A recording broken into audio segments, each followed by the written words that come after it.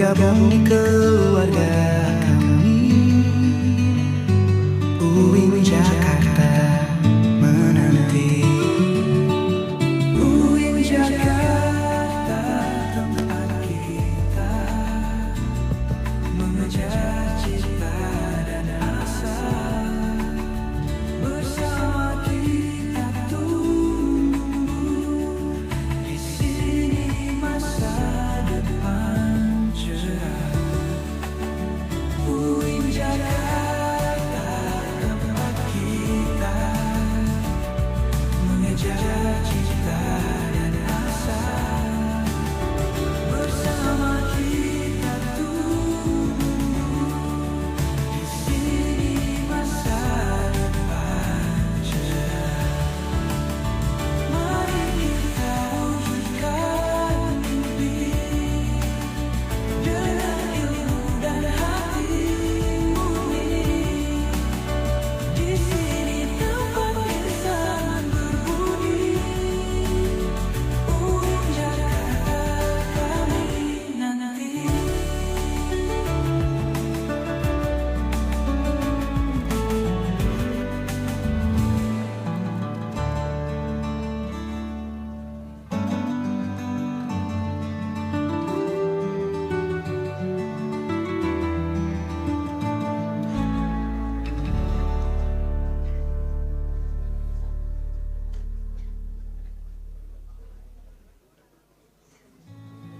Bergabung di keluarga kami, UIN Jakarta menanti. UIN Jakarta tempat kita mengejar cita dan asa. Bersama kita tumbuh di sini masa depan cerah. UIN Jakarta tempat kita mengejar cita dan asa. Bersama kita tumbuh di sini masa depan cerah. Mari kita wujudkan mimpi dengan ilmu dan hati murni. Di sini tempat kesan berbudi. UIN Jakarta kami nanti.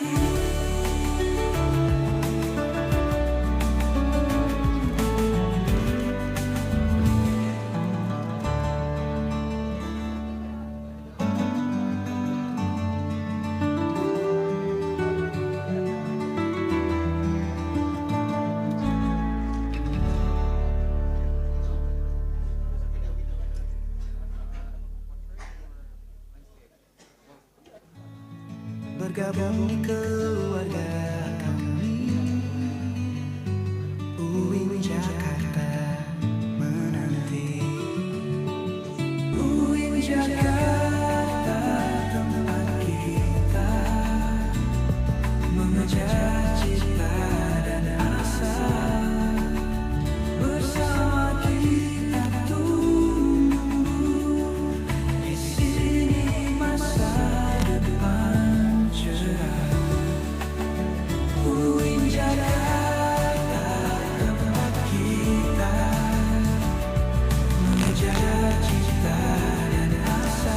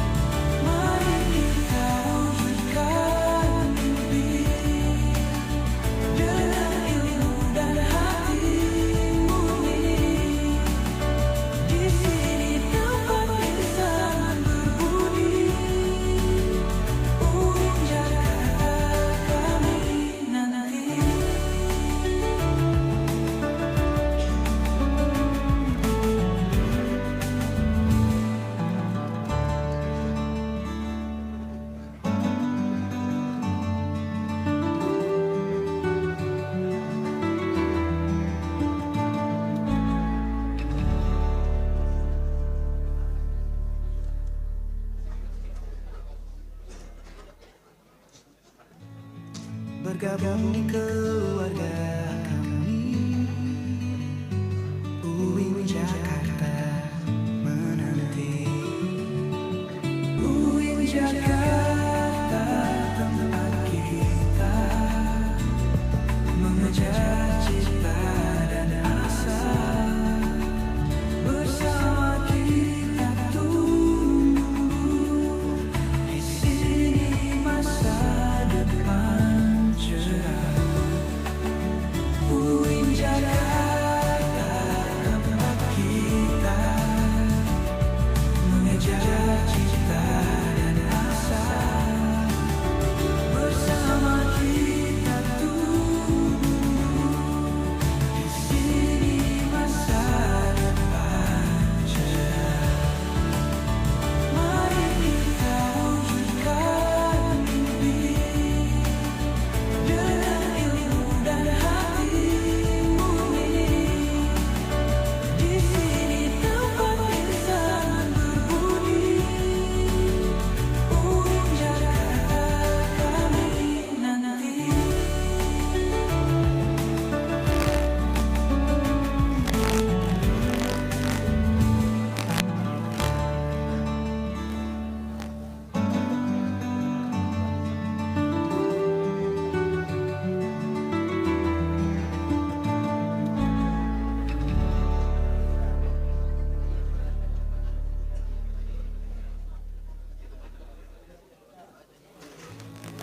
Bergabung di keluarga kami. UIN Jakarta menanti. UIN Jakarta tempat kita mengejar cita dan asa. Bersama kita tumbuh di sini masa depan cerah. UIN Jakarta tempat kita mengejar cita dan asa. Bersama kita tumbuh di sini masa depan cerah. Mari kita wujudkan mimpi dengan ilmu dan hati murni. Di sini tempat insan berbudi. UIN Jakarta kami nanti.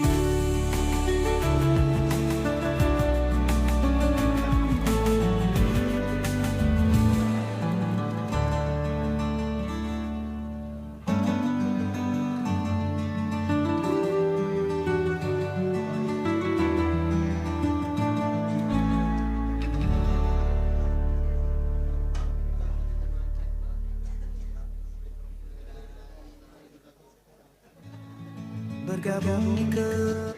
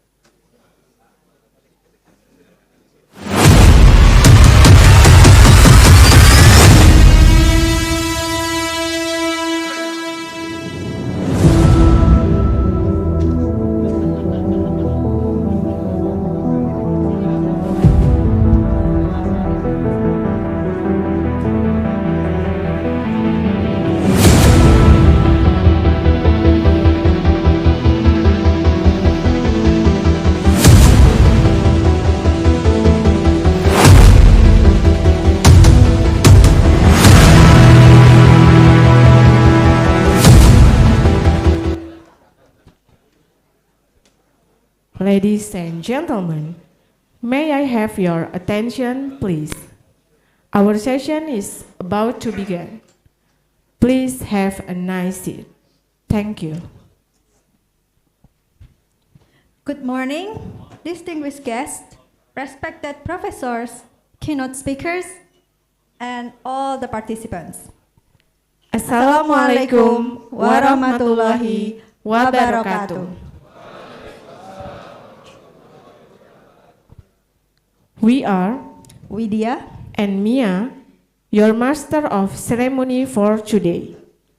We also would like to greet Professor Ahmad Talabi, Vice Rector of UIN Syarif Hidayatullah Jakarta, Professor Asep Saipuddin Jahar, PhD, Rector of Islamic State Universities, Jakarta, Professor Husni Teja Sukmana, PhD, the Dean of Faculty of Science and Technology UIN Syarif Hidayatullah Jakarta, Associate Professor Tospon Sangsawang, PhD, from Raja Manggala University of Technology, Tanyaburi, Thailand, Professor Dr. Abdul Wahab bin Abdul Rahman from the International Islamic University Malaysia, who will join us virtually. Associate Professor Wen Reng Yang, PhD, from the National Changhua University of Education, Taiwan, who join us virtually. Professor Dr. Laode Sumarlin, the Vice Dean of Academic Affairs of Faculty of Science and Technology.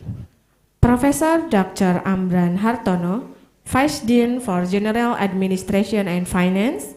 And Mrs. Khadijah Huliah, PhD, the Vice Dean for Student Affairs and Alumni. Dr. Yusuf Durrahman, MSc, MIT, as Chairman of CITSM. Colleagues from Bina Nusantara University, Management and Science University Malaysia, Universitas Negeri Surabaya, and Polytechnic Negeri Jakarta. All the distinguished steering and program committee of CITSM.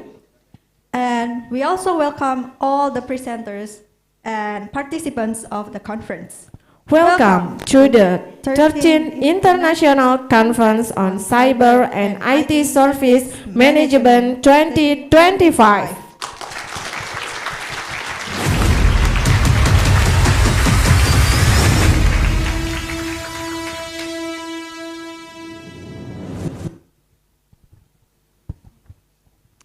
We would like now to present the main agenda for today's conference. The first session will be a welcome report from the conference chair, followed by the following welcoming and official opening speeches. We will then proceed with the keynote presentations, which form the core of our seminar. After lunch break, the next agenda is parallel sessions until 5 p.m. And for the last agenda, we will announce the Best Paper Award, then followed by a closing ceremony. We encourage all participants to attend every session of this conference. Ladies and gentlemen, to begin this bliss event, we will now proceed with a recitation from the Holy Quran. We invite our esteemed Qari Muhammad Hatami to the stage to grace us with a beautiful tilawah.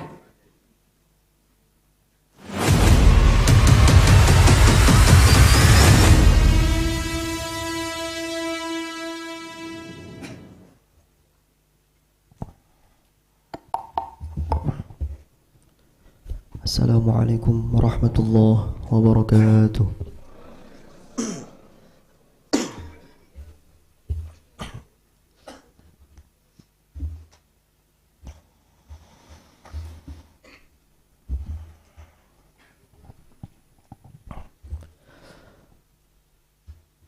أعوذ بالله من الشيطان الرجيم.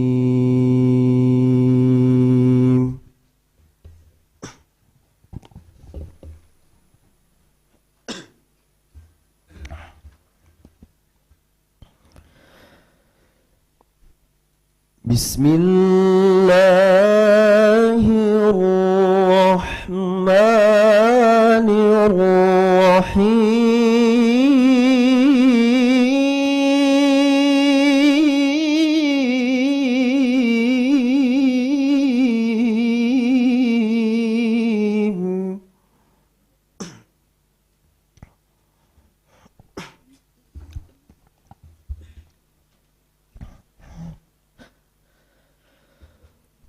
يا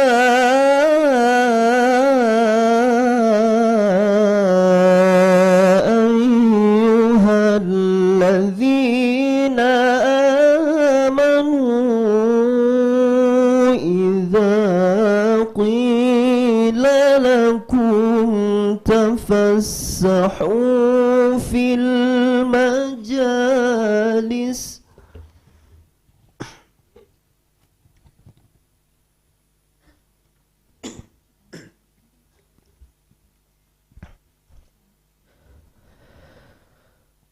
إذا قيل لكم تفسحوا في المجالس فافسحوا يفسح الله لكم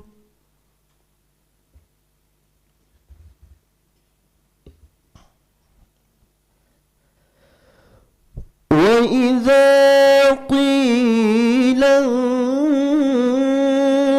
انشزوا فانشزوا يرفع الله الذين آمنوا منكم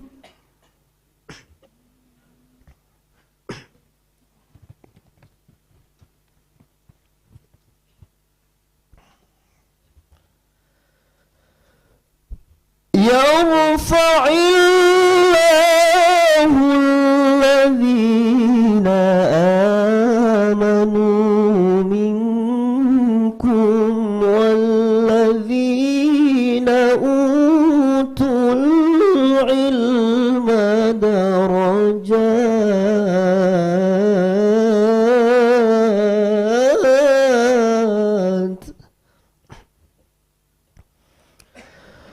والله بما تعملون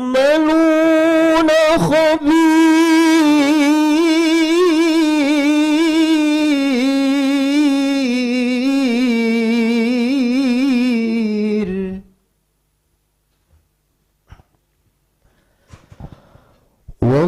والله بما تعملون خبير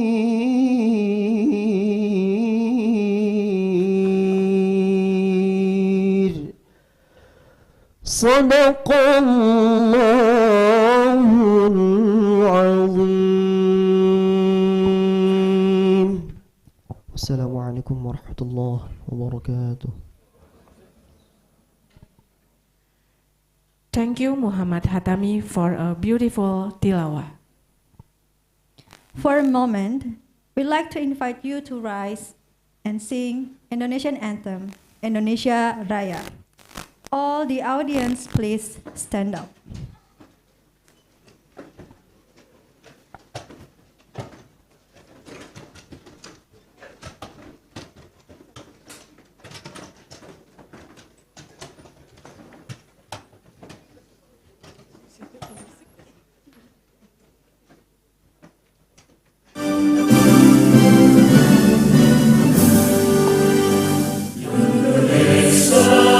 Tanah airku, tanah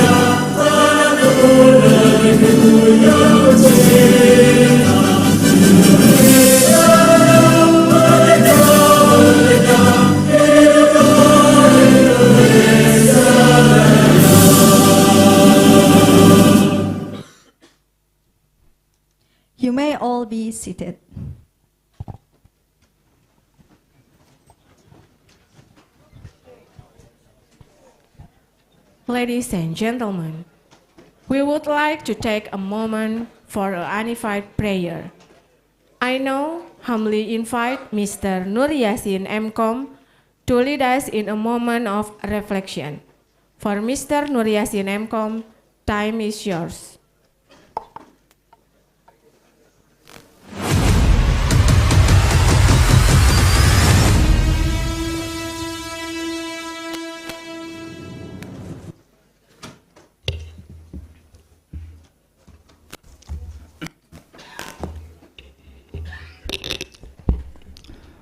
Assalamualaikum warahmatullahi wabarakatuh.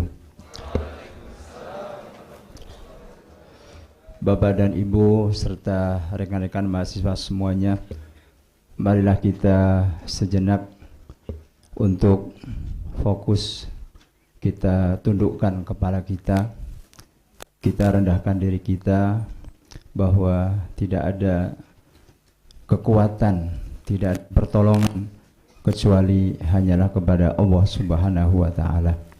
Untuk itu mari kita sama-sama berdoa, kita fokuskan hati kita, mudah-mudahan doa-doa kita diijabah oleh Allah Subhanahu wa Ta'ala. Amin ya rabbal alamin. Ala hadhihi niyah wa ala kulli niyatin salihah li ridha'illahi ta'ala wa ila hadratin Nabi Muhammadin sallallahu alaihi wasallam. Al-Fatihah. A'udzu billahi minasyaitonir rajim. Bismillahirrahmanirrahim. Alhamdulillahi rabbil alamin, arrahmanir rahim, maliki yaumiddin. Iyyaka na'budu wa iyyaka nasta'in. Ihdinas siratal mustaqim, siratal ladzina an'amta 'alaihim ghairil maghdubi 'alaihim waladdallin. Amin. Bismillahirrahmanirrahim.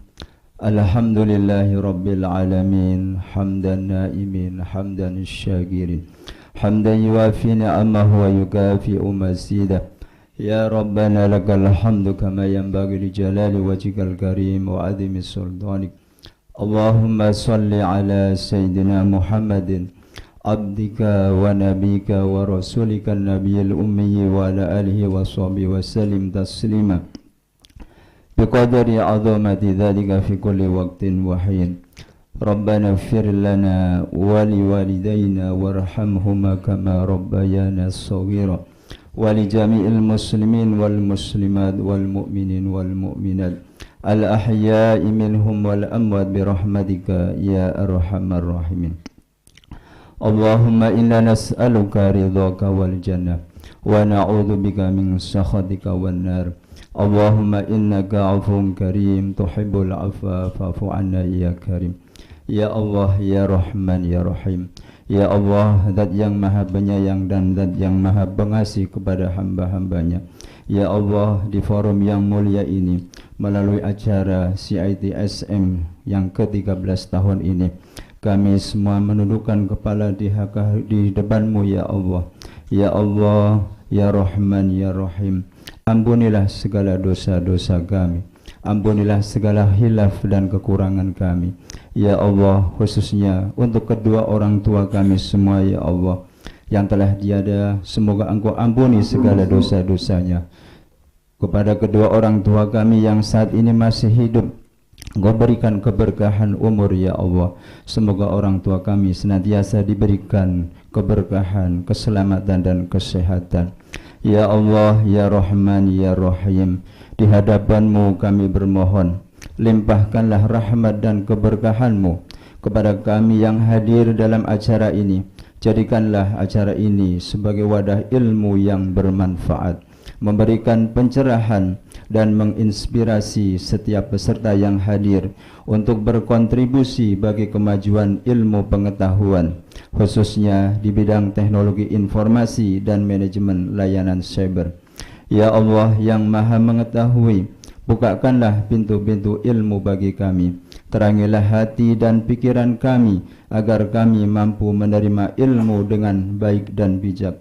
Kuatkanlah niat dan semangat kami untuk terus belajar dan mengembangkan diri demi kemajuan umat manusia.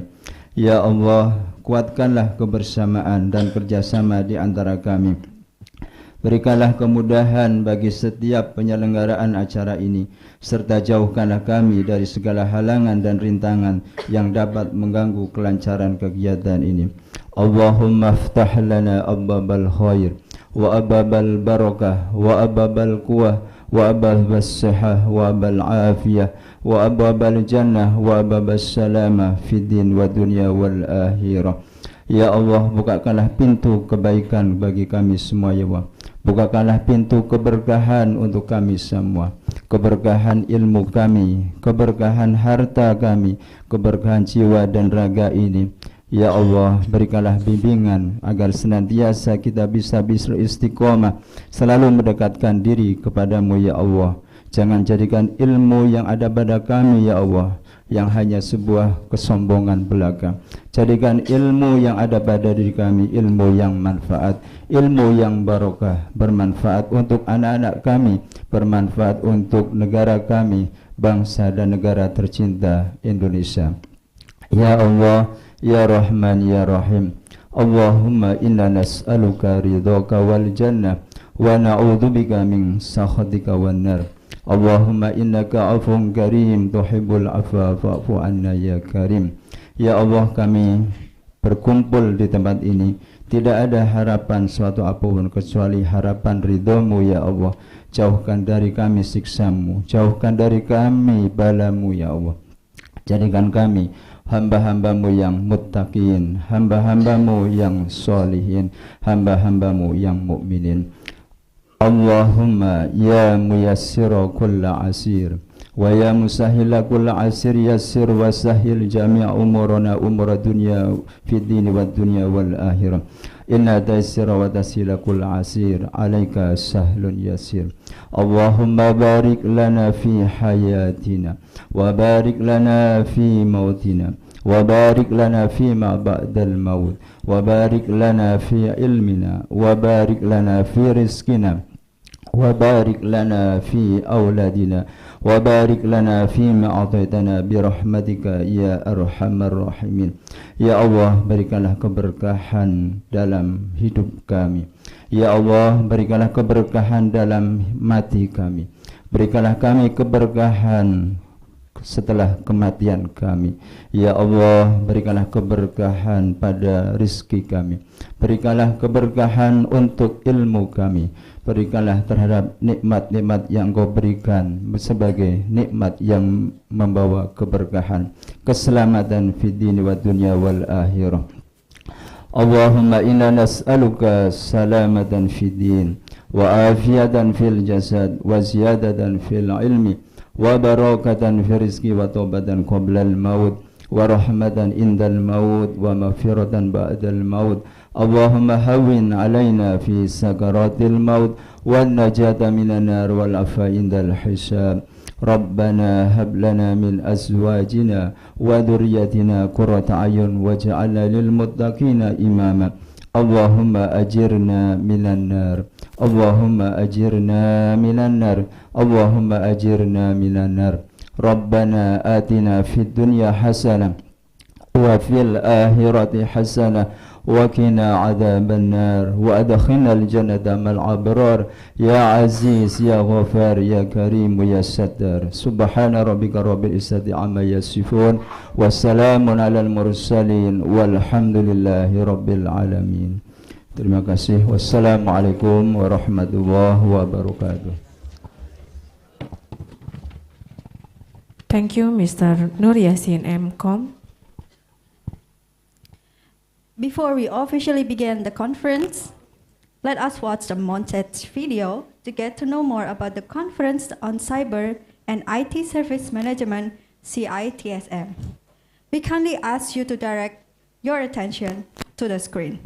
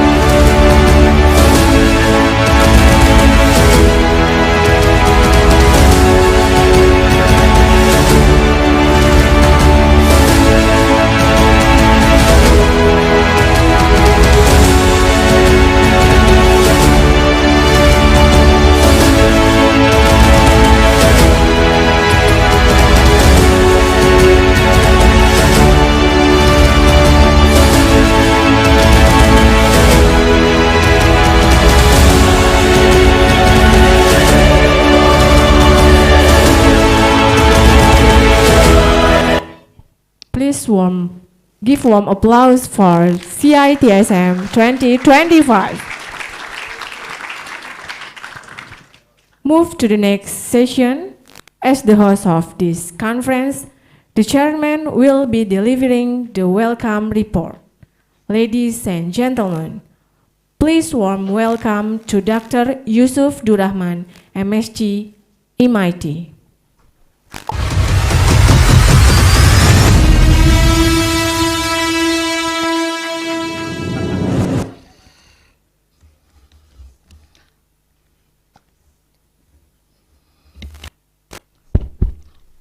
To Honorable Rector for WASEP who attended by online, the Vice Rector for Tarawi, the Vice Rector of Academic who is also my the same school during the Salem High School, Deputy Deans from various faculty of UIN, the Director of the Postgraduate School, who is my supervisor, fellow friends, and longtime partner who is also the Dean of the Faculty of Science and Technology, Professor Husni Teja Subhana, my senior, my mentor, Professor Sofian Shah, the keynote speaker today,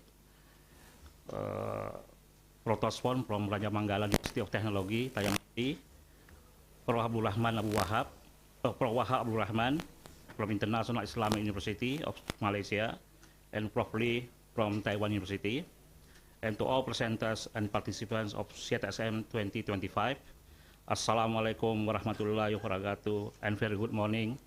Selamat pagi semua. As the chairman of organization committee, allow me to do some reporting relating to the conference. The CITSM 2025 is the 13th annual conference, which has been started for the first conference in the year of 2012 in Lembang, Bandung. We have been many cities. We have been in Bangkok last 2 years together. We have been in Kuala Lumpur last 4 years. We have been in Bali twice. We have been in the middle of Lake Toba, Prapat, Samosir Island. Last year we have been in Batam. Now back to Jakarta 2025, where the idea of the CITSM has begun. Until today, many friends and participants, also this morning, the friend from Malaysia keep asking, for the next event, 2026, what's to be held? I told them that we cannot decide until today. It could be this evening. It could be maybe in Chiang Mai, Bangkok, hosted by Raja Manggala University of Thailand. Could be any cities, depend on the bidding actually. We offer to the university, we offer to the organization. There's a contest called for host, we call it. The output of the previous conference has been published in IEEE Export Digital Library, which is indexes in the major indexes, Scopus and Thomson Web of Science. Also, this conference has been listed in Simago. Many conferences has been done, but it's not yet listed in Simago. This indicate that the quality of the conference is quite high among others. And also proud to tell you that the conference has been given great impact significantly in terms of numbers, in Scopus that make UIN Jakarta always is placed and ranked number 1 among Islamic University in Indonesia. I can say that in the statistic of the Scopus, the document of UIN Jakarta is around 2,500. I can say that 30 and 80% from this event. Prof. Talabi here and could be make testimony on this after. There are 251 papers submitted. Only 95 papers are accepted, which is around 42%. Read only, and come from the 11 countries. This indicates that the quality of this event is high.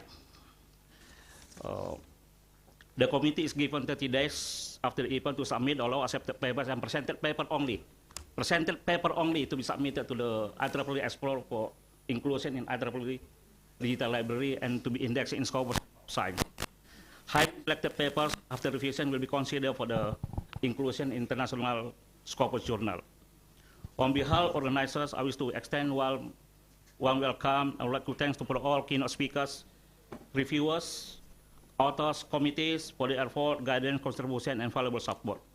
Finally, thank you for all organization committee, special to Ibu Dewi, Bu Emi, Pak Saiful, Pak Herlino, Pak Sobri, and to the all parties that directly, indirectly make this event successfully. Wabillahi taufiq wal hidayah. Wassalamualaikum warahmatullahi wabarakatuh. Thank you, Dr. Yusuf Durrahman, for the report conference. At the next session, we are going to listen to the welcoming speech delivered by the Dean of Faculty of Science and Technology. Ladies and gentlemen, please welcome Professor Husni Teja Sukmana, PhD.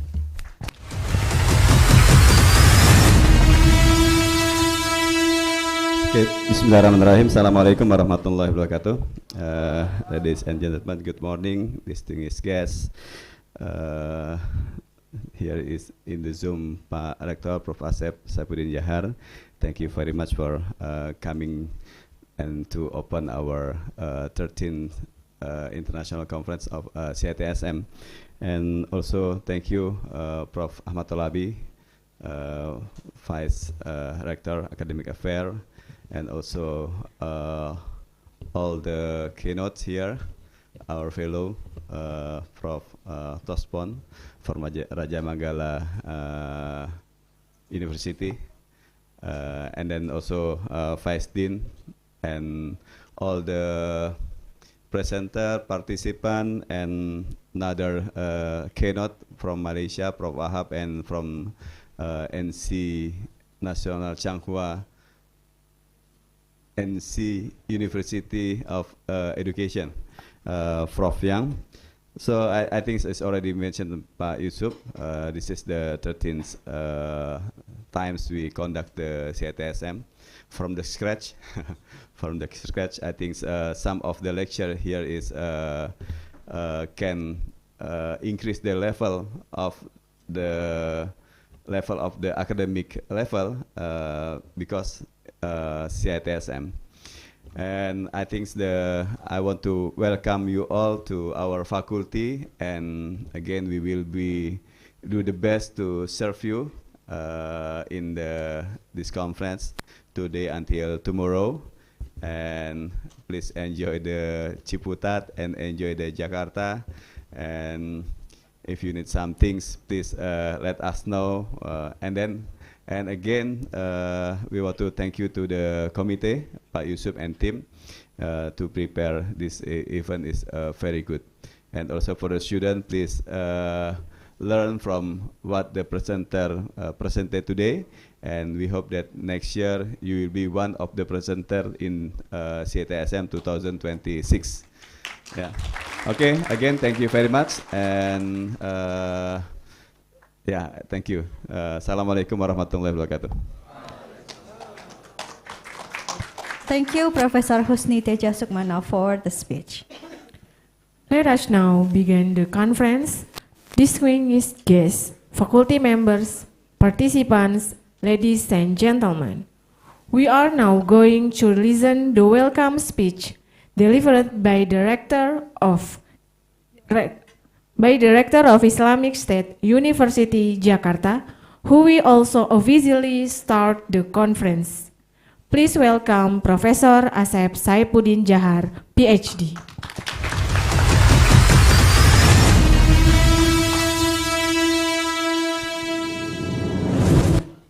Professor Asep Saifuddin Jahar, MA, PhD, is the rector of UN Sharif Hidayatullah Jakarta. His leadership, the university has advanced in academic excellence, research, and community engagement. He is committed to enhancing educational infrastructure, research output, and aligning with global standards.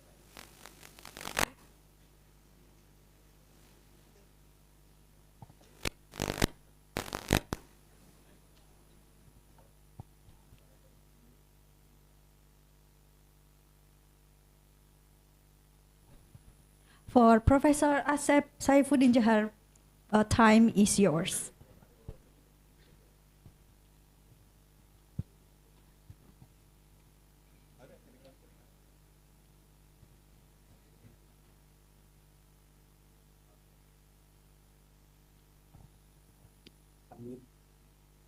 Okay, thank you very much. I just allowed to access the unmute. Administrator is very strictly to protect this conference. This very much because it is IT international conference. This therefore should be secure in blocking not authorized person in this conference. That's very good. Assalamualaikum warahmatullahi wabarakatuh.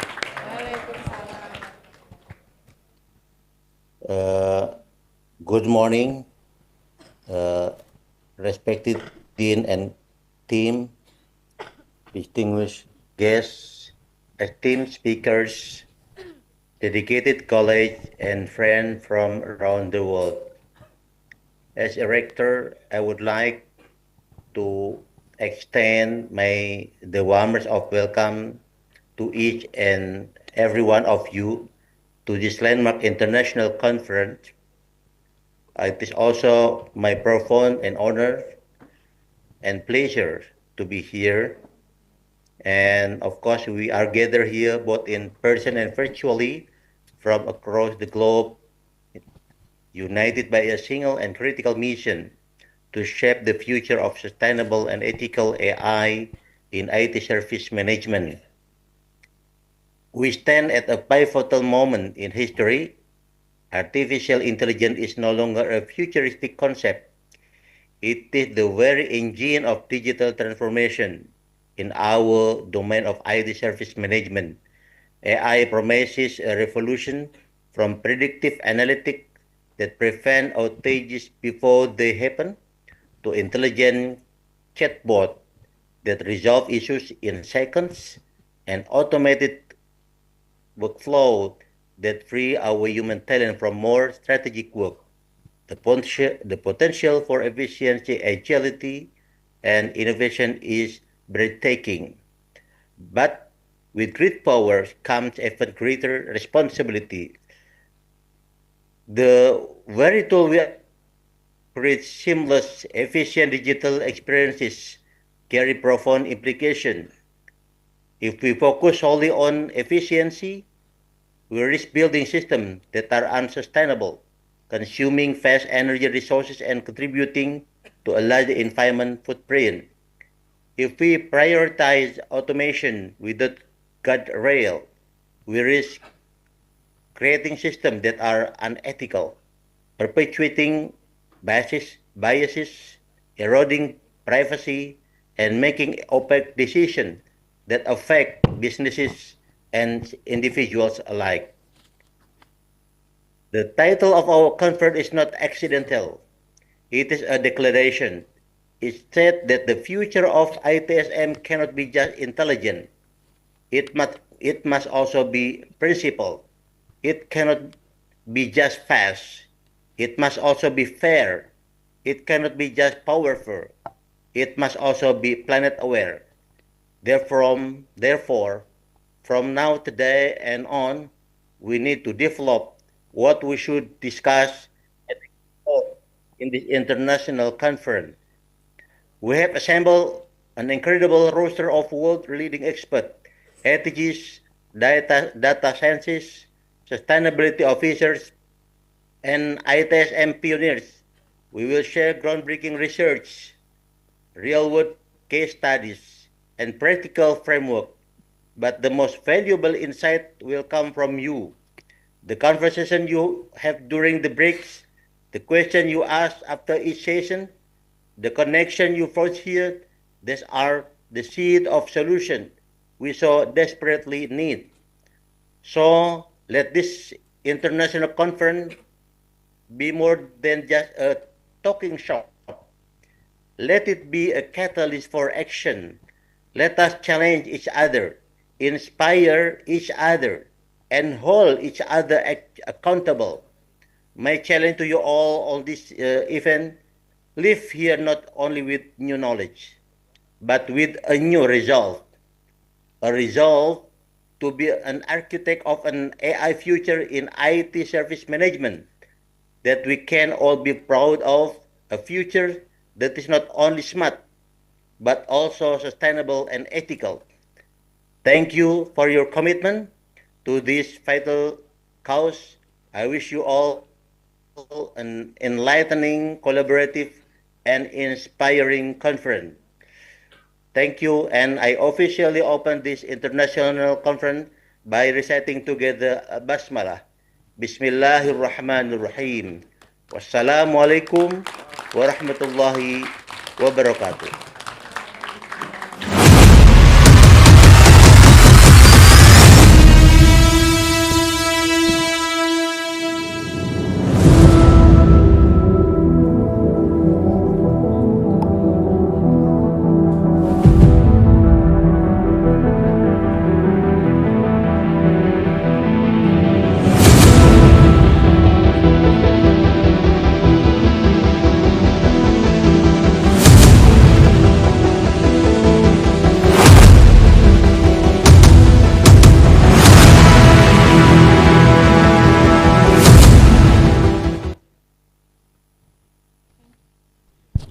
Thank you, Professor Asep Saipuddin Jahar, PhD, for the wonderful speech and for the opening this conference. Ladies and gentlemen, before we continue to the next agenda, we would like to invite you all to have a group photo together. We would like to invite the keynote speakers and all the invited guests to go to the in front area of the stage, and the picture will be taken twice. Yeah. First, we'll take picture facing the audience, and then the second photo, we kindly ask the keynote speaker and all the guests to turn and face the screen so we can taking pictures together with the audience. And for the participants who join us online, we kindly request you to turn on your camera so you can also be part of this memorable moment.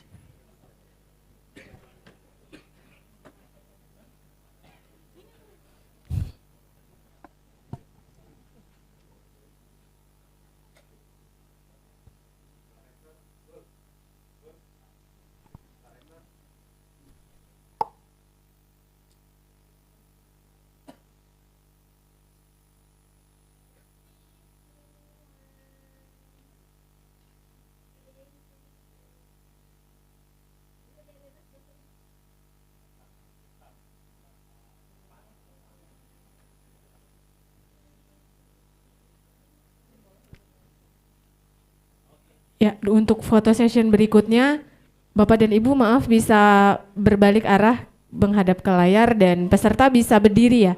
Jadi pengambilan foto diambil dari depan stage. Jadi seluruh peserta diharapkan berdiri. Akan diambil foto oleh tim fotografer.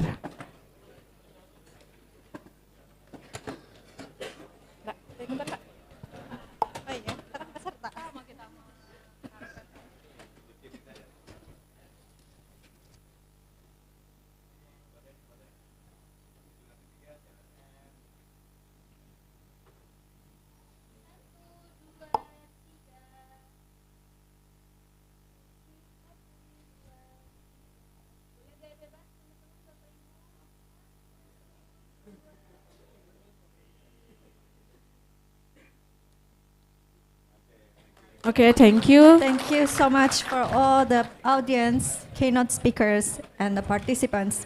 Please find your seat.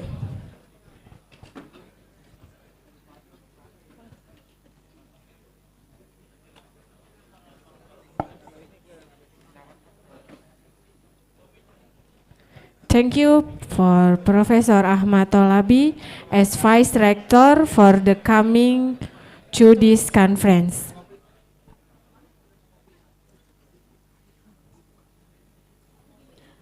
Ladies and gentlemen, we have now come to the one of the most important parts of our conference, the keynote session. In this session, we will hear valuable insights from experts in the field of learning, technology, and innovation. Keynote speakers are Associate Professor Tosporn Sangsawang, PhD, from Raja Mangala University of Technology, Thanyaburi, Thailand. Professor Dr. Abdul Wahab Abdul Rahman from International Islamic University, Malaysia, and Associate Professor Wen Reng Yang, PhD, from National Changhua University of Education, Taiwan. To guide us in this session, we are honored to introduce our moderator, Muhammad Sobri, PhD, a lecturer from Informatics Engineering study program of Faculty of Science and Technology, UIN Sharif Hidayatullah. So for Muhammad Sobri, the time is yours.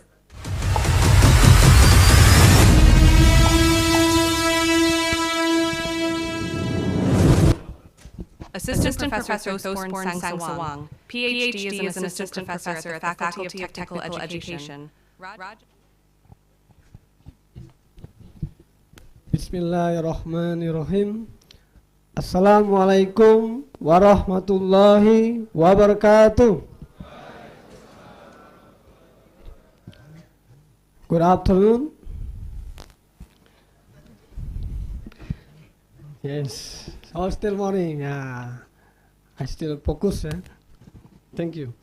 The Honorable Rector of State Islamic University, Sharif Hidayatullah, Jakarta, Professor Asep Saifuddin Jahar, PhD, the Honorable Dean of Faculty of Science Technology, Professor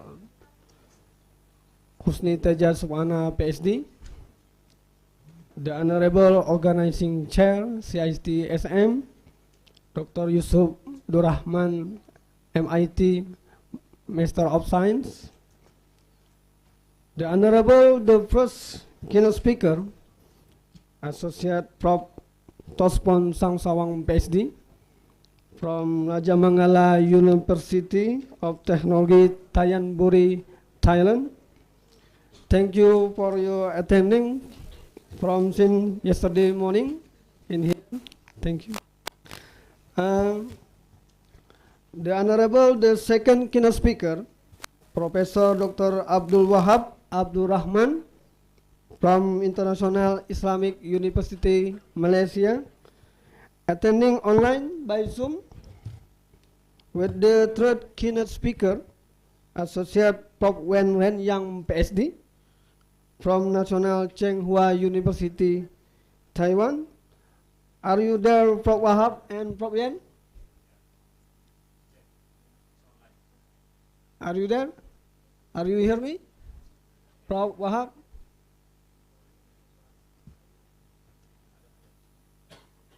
Okay. I hope next event, the activity can be to hear Prof. Wahab and Associate from Yen. And the Honorable Professor, Lecturer, ladies and gentlemen, I'm Muhammad Sobri as moderator to CTISM 2025. This year conference theme is Sustainable and Ethical AI and IT Service Management. This term demonstrates how far AI has come and how we all have an obligation to ensure that technology remains open, moral, and good for anyone. So, today we're going to discuss, learn together, share knowledge and experience with expert, innovator, industry from Thailand, Malaysia, and Taiwan. This section is divided into sections. First one section, every speaker will listen until 30 minutes. Start from Associate Prof. Tospon, continue Prof. Wahab, and the last Prof. Associate Prof. Wen. After all of keynote speaker presentation, continue to question and answer section. Before we start, I invite all of audience to cheer. If I say CITSM, please answer success. Yes. If I say FST, please answer excellent. And if I say UIN Jakarta, please answer victorious. Let's try. Yeah. CITSM, success. FST, excellent. UIN Jakarta, victorious. Right. Thank you so much. Give applause for all of us.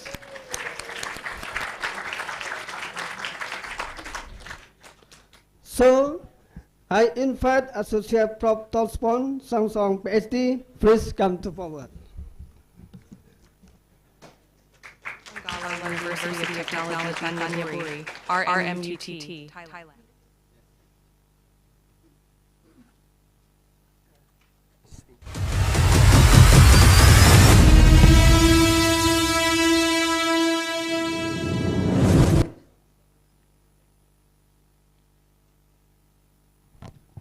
Before Associate Prof. Dr. Tospon presentation, I permission to read her curriculum vitae.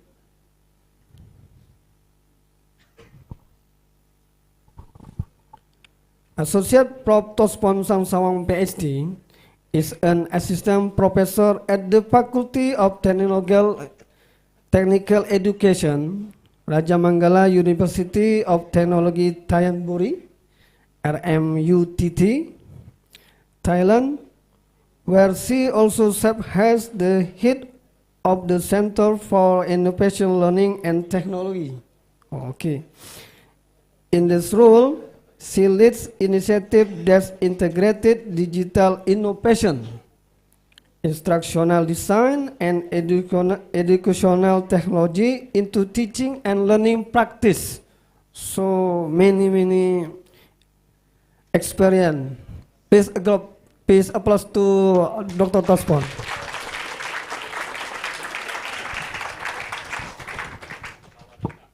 Sawadikap, ya, sawadikap, Dokter.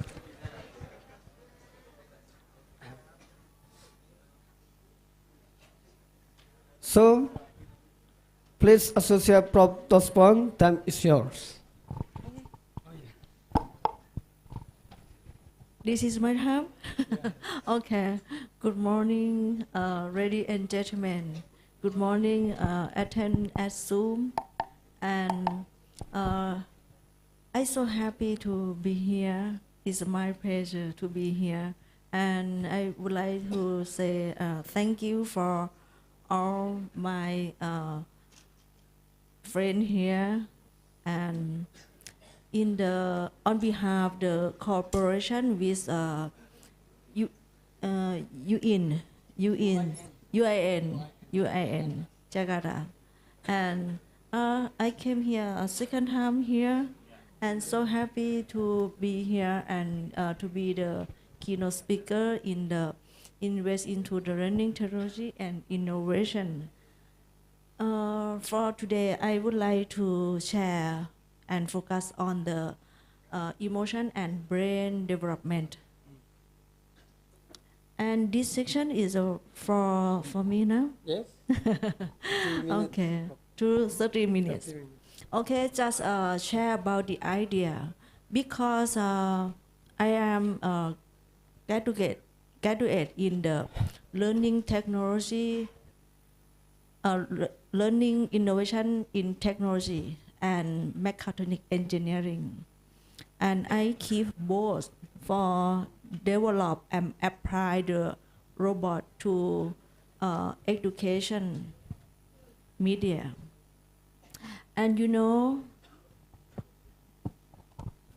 in this area, need to think about how to use the innovation, how to use the IT, how to make learn how to learn. Yes, learn how to learn. Because you know everything about the IT. You use everything the digital. You use your life in the social but you don't know, learn how to learn.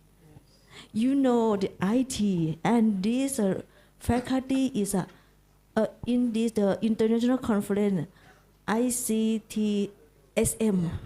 You know everything about the technology and innovation, but you don't know, learn how to learn. For this time, if you know about the device of the technology, and you need to manage them, and you need to be the new education challenge, and you need to make how does a child brain work, how to do it, and how to make them learn how to learn. Okay? Yes, learn how to learn. And I will give you the idea about the emotion and the brain development to make the child have a brain work. And now, next slide. I can see. Next slide. And about the emotion and brain development, I would give to share the idea in the a piece at one in the e-tech.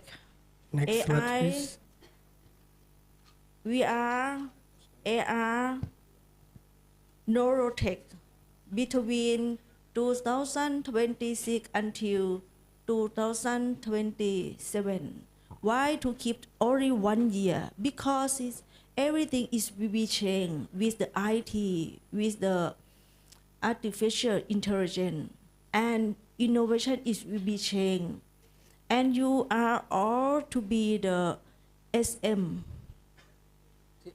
Yes, SM is a need to service for the and management about the IT, or device from the technology that you need to manage them. And you need to growing the evidence, ranking emotion, develop to learn outcome of the education media, and make them the need to integrated research, begin neuroscience, pedagogy, and technology. That is very important. Just for this year, I give you 3 things. And about this, you are all the like technician and engineering here, and need to think about and aware about how to learn how to learn with the child, have the brain for work. And you know, in the future, we need to keep in touch with the 5 tech. How to create a 5 tech? The 5 tech need to use the AI, artificial intelligence. The artificial intelligence will be involved from the standalone to core infrastructure, offering operative support, person, and content. And you need to create the content, the digital content for adaptive learning experience, terror, individual student needs. You know, you need to control how to they can learn, can control themselves, how to they can have the self-regulated learning. Because your child, all your kids, all the children in the world study from the social, but they don't know, learn how to learn. Yes, they just learn from social, and they cannot control themselves, and they cannot have the self-regulated learning. They learn from social and go to an insight to the social. And they need to keep in touch with the, you need to create about the virtual reality. You need to create about the augmented reality. And you need to attend about how to make them to learn how to learn. because they don't know that. And I will give you the 5 steps. So the 5 steps have to create the block 5 steps. The first step. Do you know step? Do you know step? Step is mean the education technical. Yes. The first technique, you should have you need to aware and analyze the personalized learning device by AI, because you are IT SM, yes, ITSM.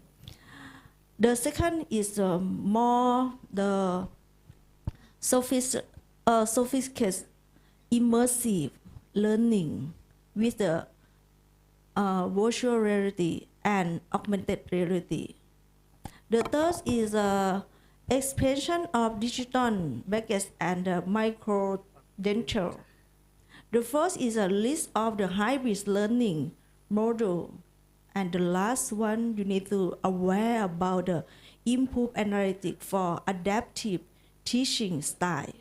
That is very important for the best advance in the tech, AI, VR, AR, and neurotech. That is very important. And next, I will give you the idea about the neurotech.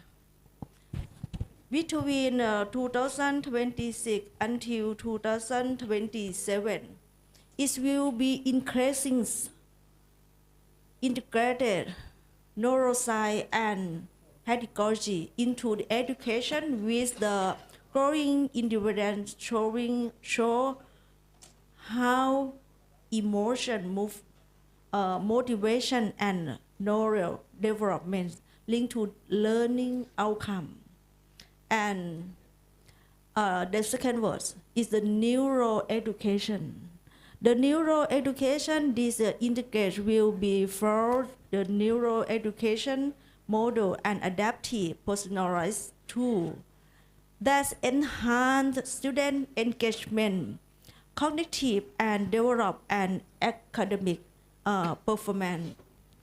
However, active teaching, this potential require brings neuroscience, pedagogy, and technology thought integrated research to design empathic and effective learning environment.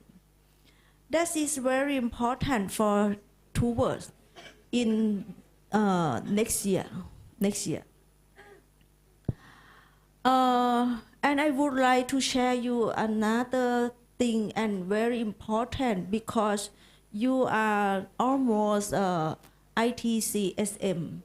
I would like to share about the digital learning and make the emotion brain to the child and motivate about the content in the digital learning. Learn how to learn upskill to innovation. That is very important for make the content. And you need to think about the digital skill gap, future and job for 2025 for this year, and maybe it's next year too.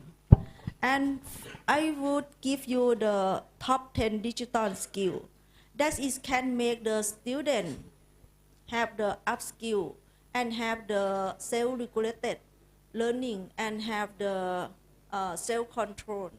I would tell you about you need to aware about the social media, search engine marketing, analytics, and content marketing, and email and mobile and strategic planning, social selling, and the per click marketing and video. That is for 10 digital skill they need to understand and understanding and keep in touch with 10 issue.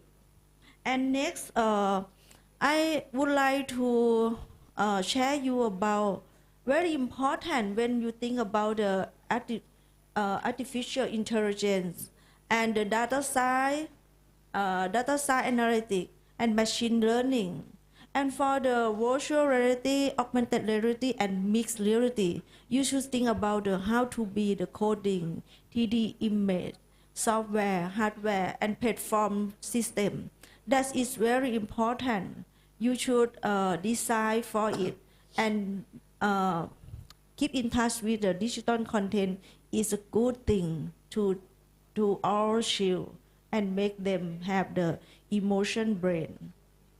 Okay, and I would like to share you another idea you can do about the virtual reality and augmented reality, and keep in touch both to mix reality. Mixed reality, you need to think about how to create the 3D image learning, how to create the software and keep in touch with software and make them learn step by step and have the self-regulated learning. That is the psychology of the learning theory. And you need to know about the hardware that it can apply for mixed reality, and how to make the content with a 3D. And you need to think about the platform, high definition VR handsets, and property voice input system for the suspect control, and post scenario playback analytics system, the eye tagging capability, and multi-user connectivities, and software and speaker for increased rhythm. That is just share the idea about this technology. And next, I was told you about how to create about the digital content. The digital content is with the AI, VR, and AR and MR. That is, you need to analyze how to make the instructional media via AI, VR, AR, and MR. That is, I give you 3 things. The first thing is material. The second thing is the equipment. And the third thing is the method. It's for 3 things. It's very important. You can apply and use 3 things to follow your objective of your IT. And then you can apply 3 things to get the media, multimedia, and technique method. And you need to create the material and software, and to be the nice digital contents. And about the 3 things, you can mix together. And next, you can analyze, and you can create, and you can analyze about how to you decide about input. What is the input? Do you know what is the input? Yes, when you think about the input, we do this process like system. Yes, system. Approach. Yes, approach. For this system, input, you need to think about the contents. About the contents, you need to think about who is use these contents in the level, in the age, in the environment, in the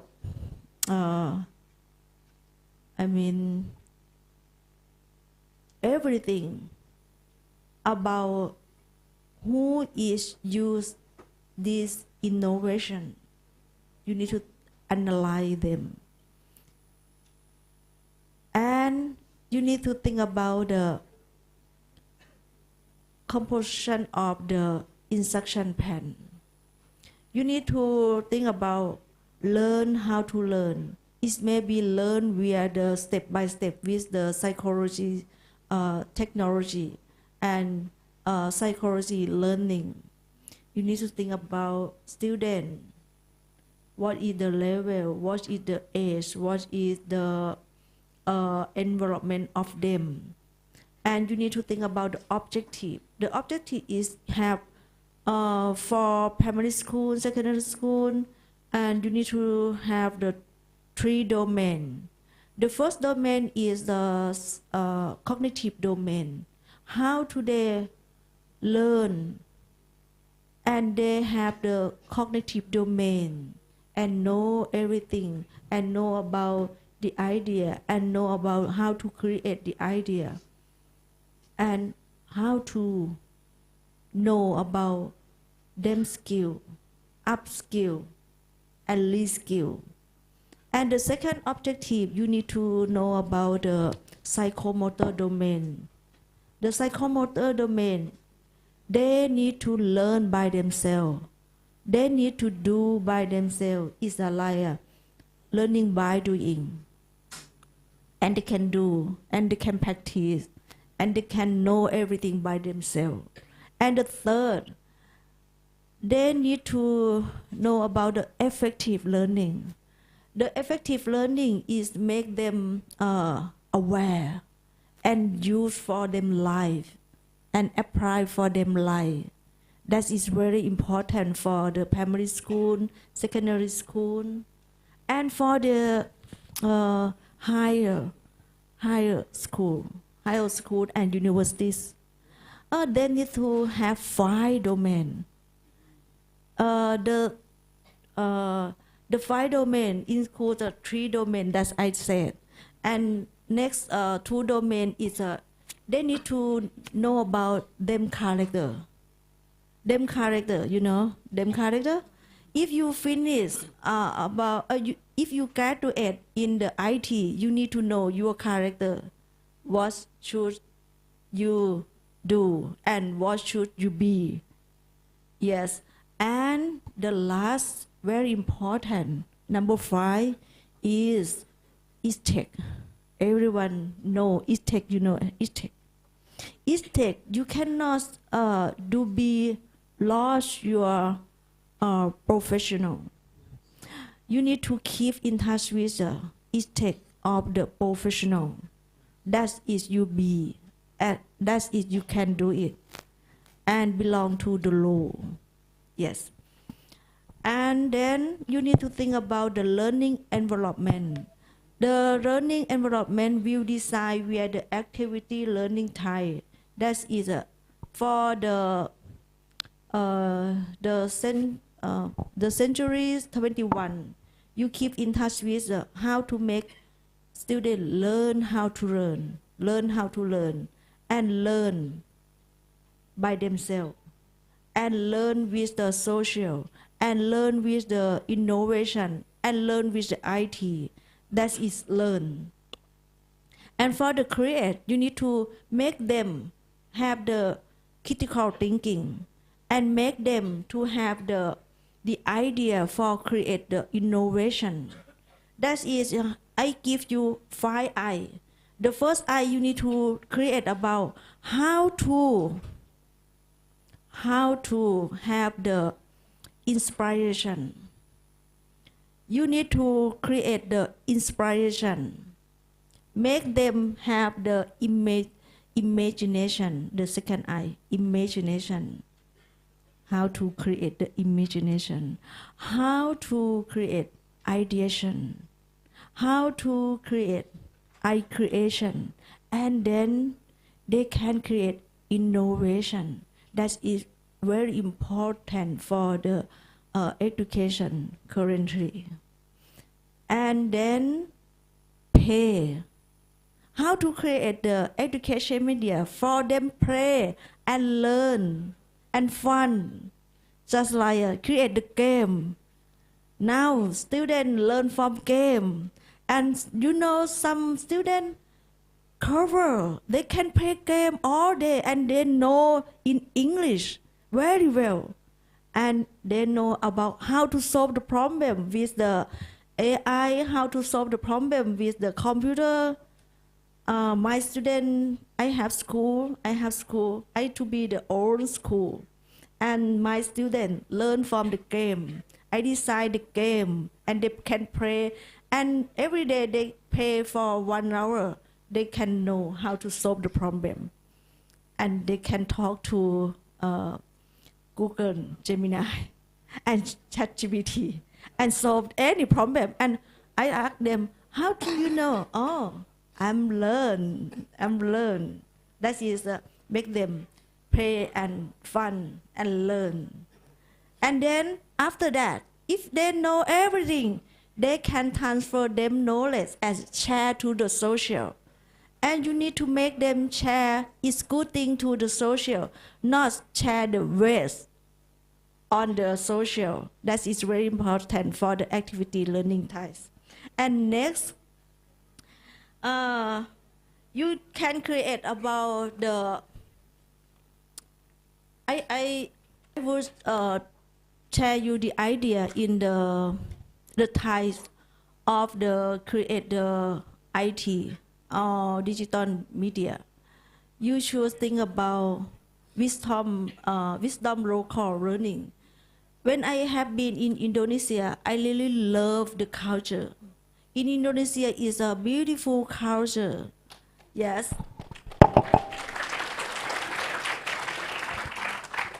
I learned a lot, and I learned how to living with the Muslim people. I love culture. I love Indonesia culture. I love Muslim. Yes. My sister is Muslim too. Yes. And I have to learn.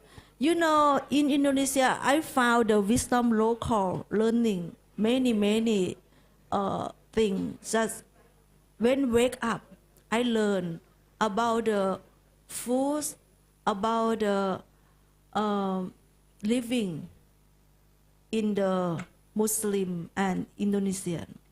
Very good. And I learned from the wisdom local learning. I think the Indonesian people very clever. To have the culture is a beautiful culture in here, beautiful culture. And you can keep in touch with the soft power in the living Indonesia culture. Very nice. If you keep the wisdom local to keep with the AI, VR, and AR, and share to your kids, and share to your children, and they get the soft power with the wisdom local learning. Yes, that is very important. And for today, this morning, I learned wisdom local learning because you read Quran. Yes, very nice. I feel really respect and attention for when you be quiet, and I respect for you all pay attention for your culture, your country, and your religion. Very wonderful. I appreciate all. Yes, and in my mind, this is should be a now about the religion, about your God. Alhamdulillah. Yes, or 10 minutes. In actually, I don't know what I want to say, but I have the 40 page. Okay, for this, you can keep in touch with the local learning, with the culture, soft power, or the religion, to the classroom learning. The classroom learning is a face-to-face. Face-to-face is need to keep in touch with the activity in the classroom, and then you can decide to the distance learning. About the distance learning, you can make the education media, and you can make the book, and you can, and in the past we make the book and education media. And for the future, you can make the content, the digital content, via the ebook, ebook, via the VR reality, AR augmented reality, and you can create the 3D dimension to keep in touch with the religion content and keep in touch with the good culture. That is a soft power from you. And in Indonesia, I got the soft power from you too. I wear the batik coat from Indonesia. Yes. And all my clothes is from Indonesia. Yes, I really love batik.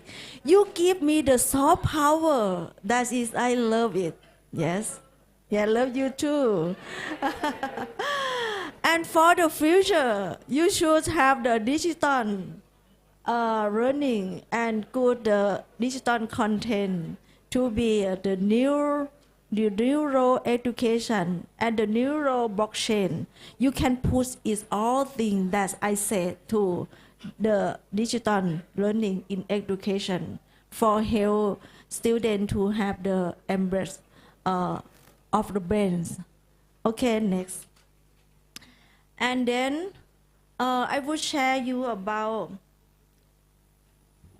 for 10 minutes now. 10 minutes.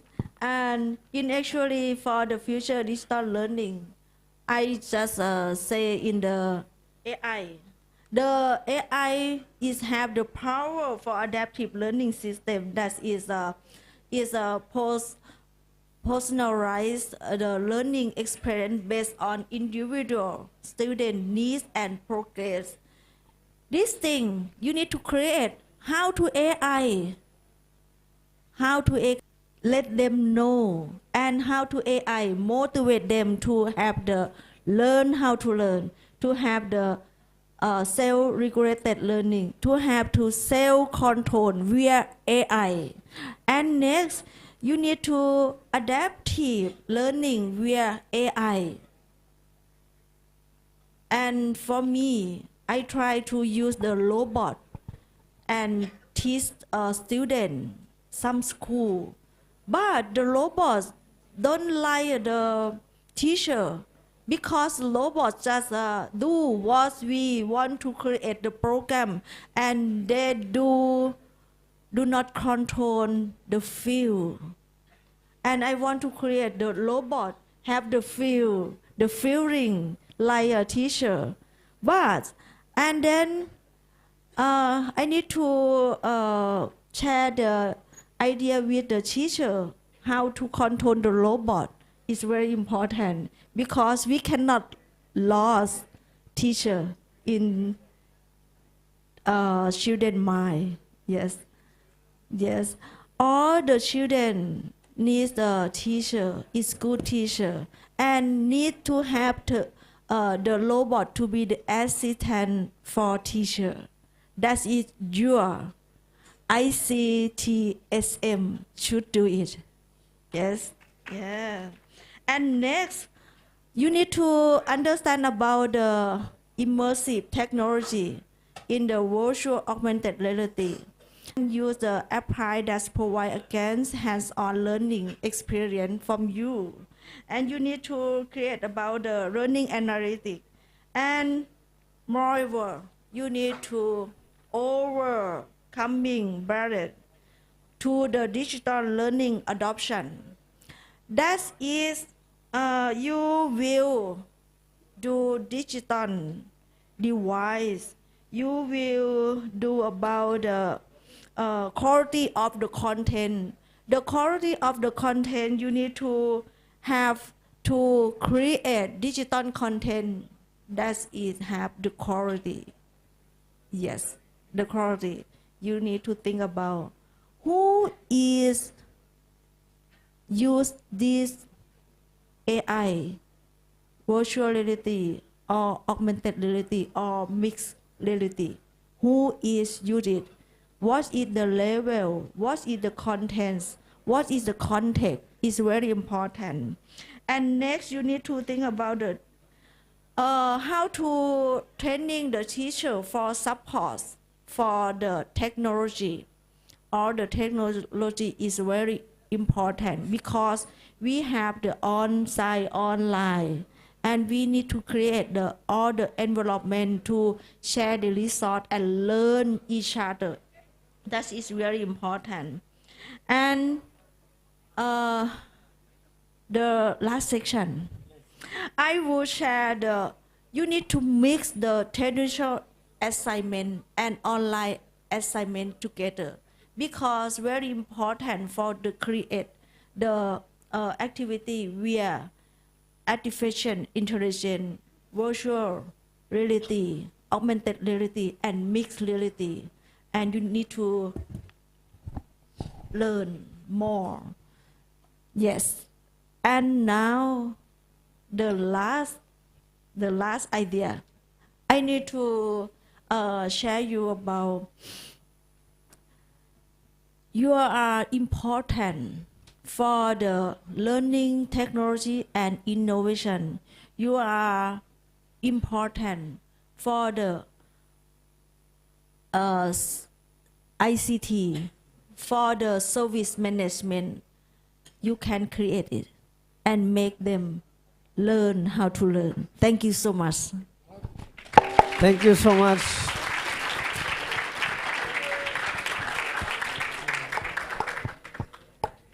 Thank you, Dr. Tom.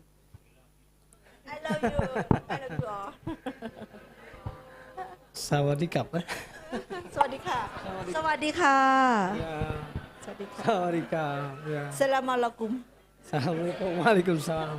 Okay, thank you, Dr. Tospon. Very excellent presentation and very interesting. The file presentation of Dr. Tospon you can download in Zoom, yeah? Okay. Please take a response, Dr. Tom. So we going to second keynote speaker, Professor Dr. Abdul Wahab Abdul Rahman. Yes. Stay here.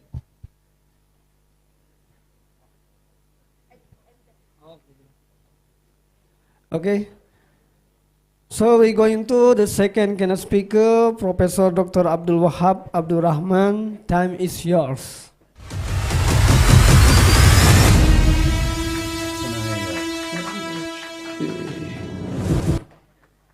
Dr. Abdul Wahab bin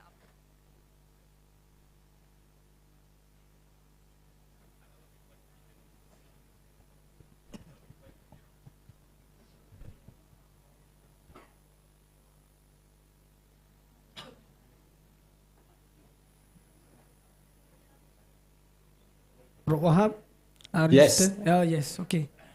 Can you hear me? Yes, I can you.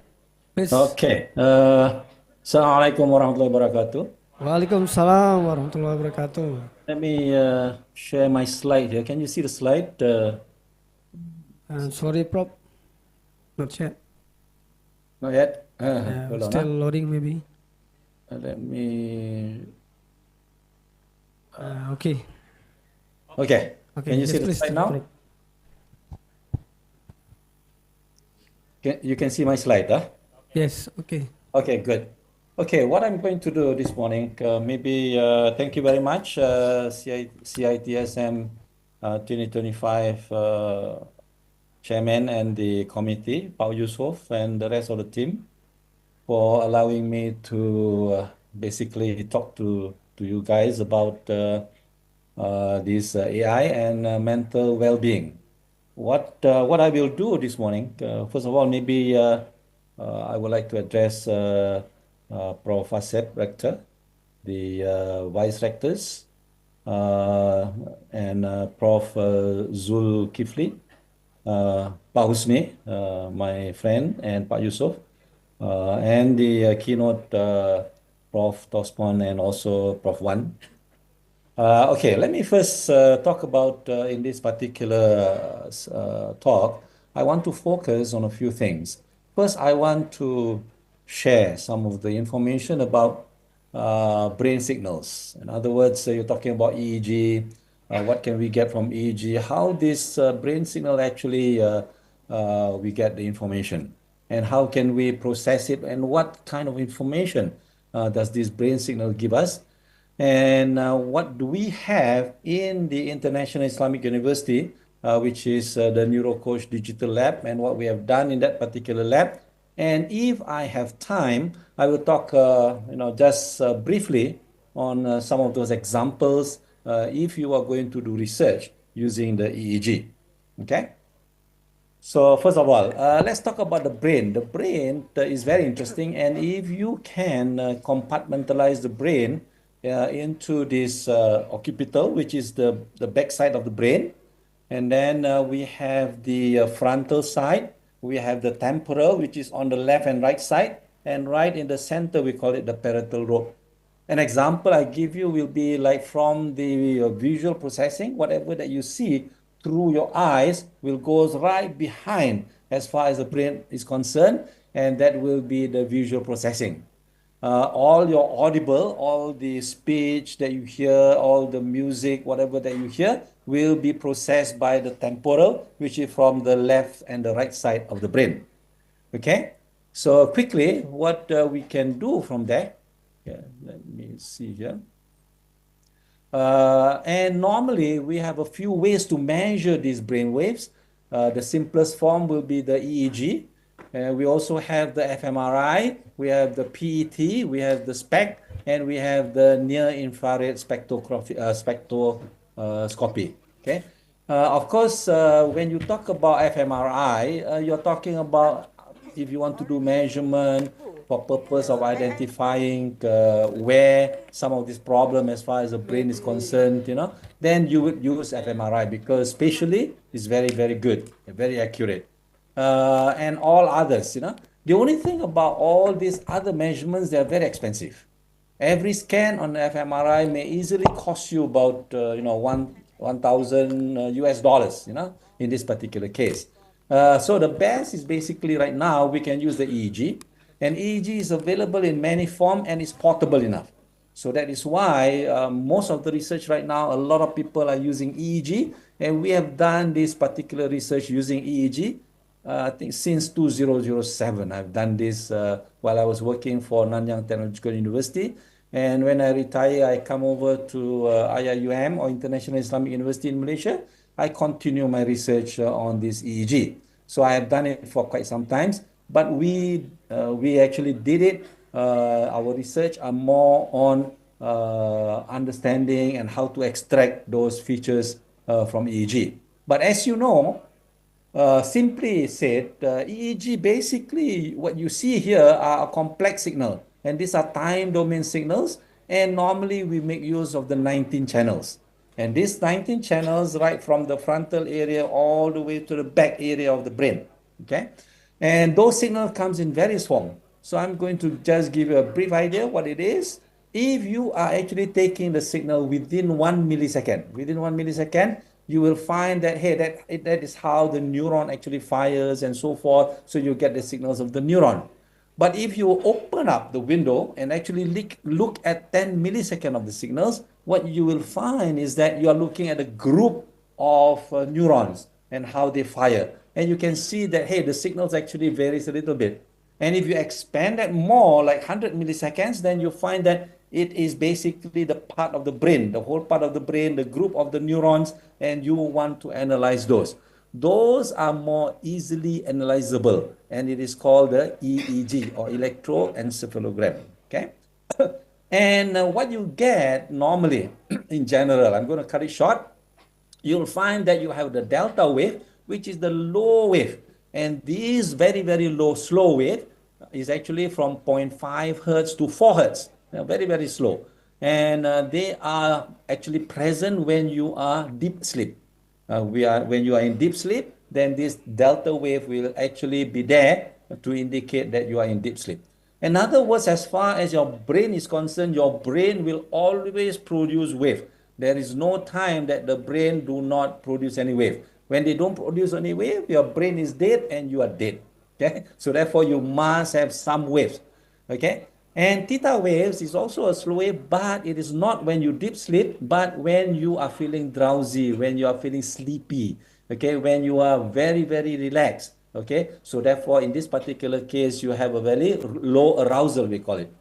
But alpha wave is interesting. Alpha wave is when you are calm, when you are meditating, when you are closing your eyes. And when you start to close your eyes, this alpha wave will actually travel from the back side of the brain into the front side of the brain. Okay? And it is very important that when you are really relaxing, you will be having a lot of alpha wave. Okay? Beta waves is when you are actually active, when you are thinking, you have some anxiety, so you have high arousal. But of course, you also have beta 1, beta 2. I just combine it and call it beta. Okay, and gamma wave is actually a very high wave, and very seldom we researchers actually look at gamma wave.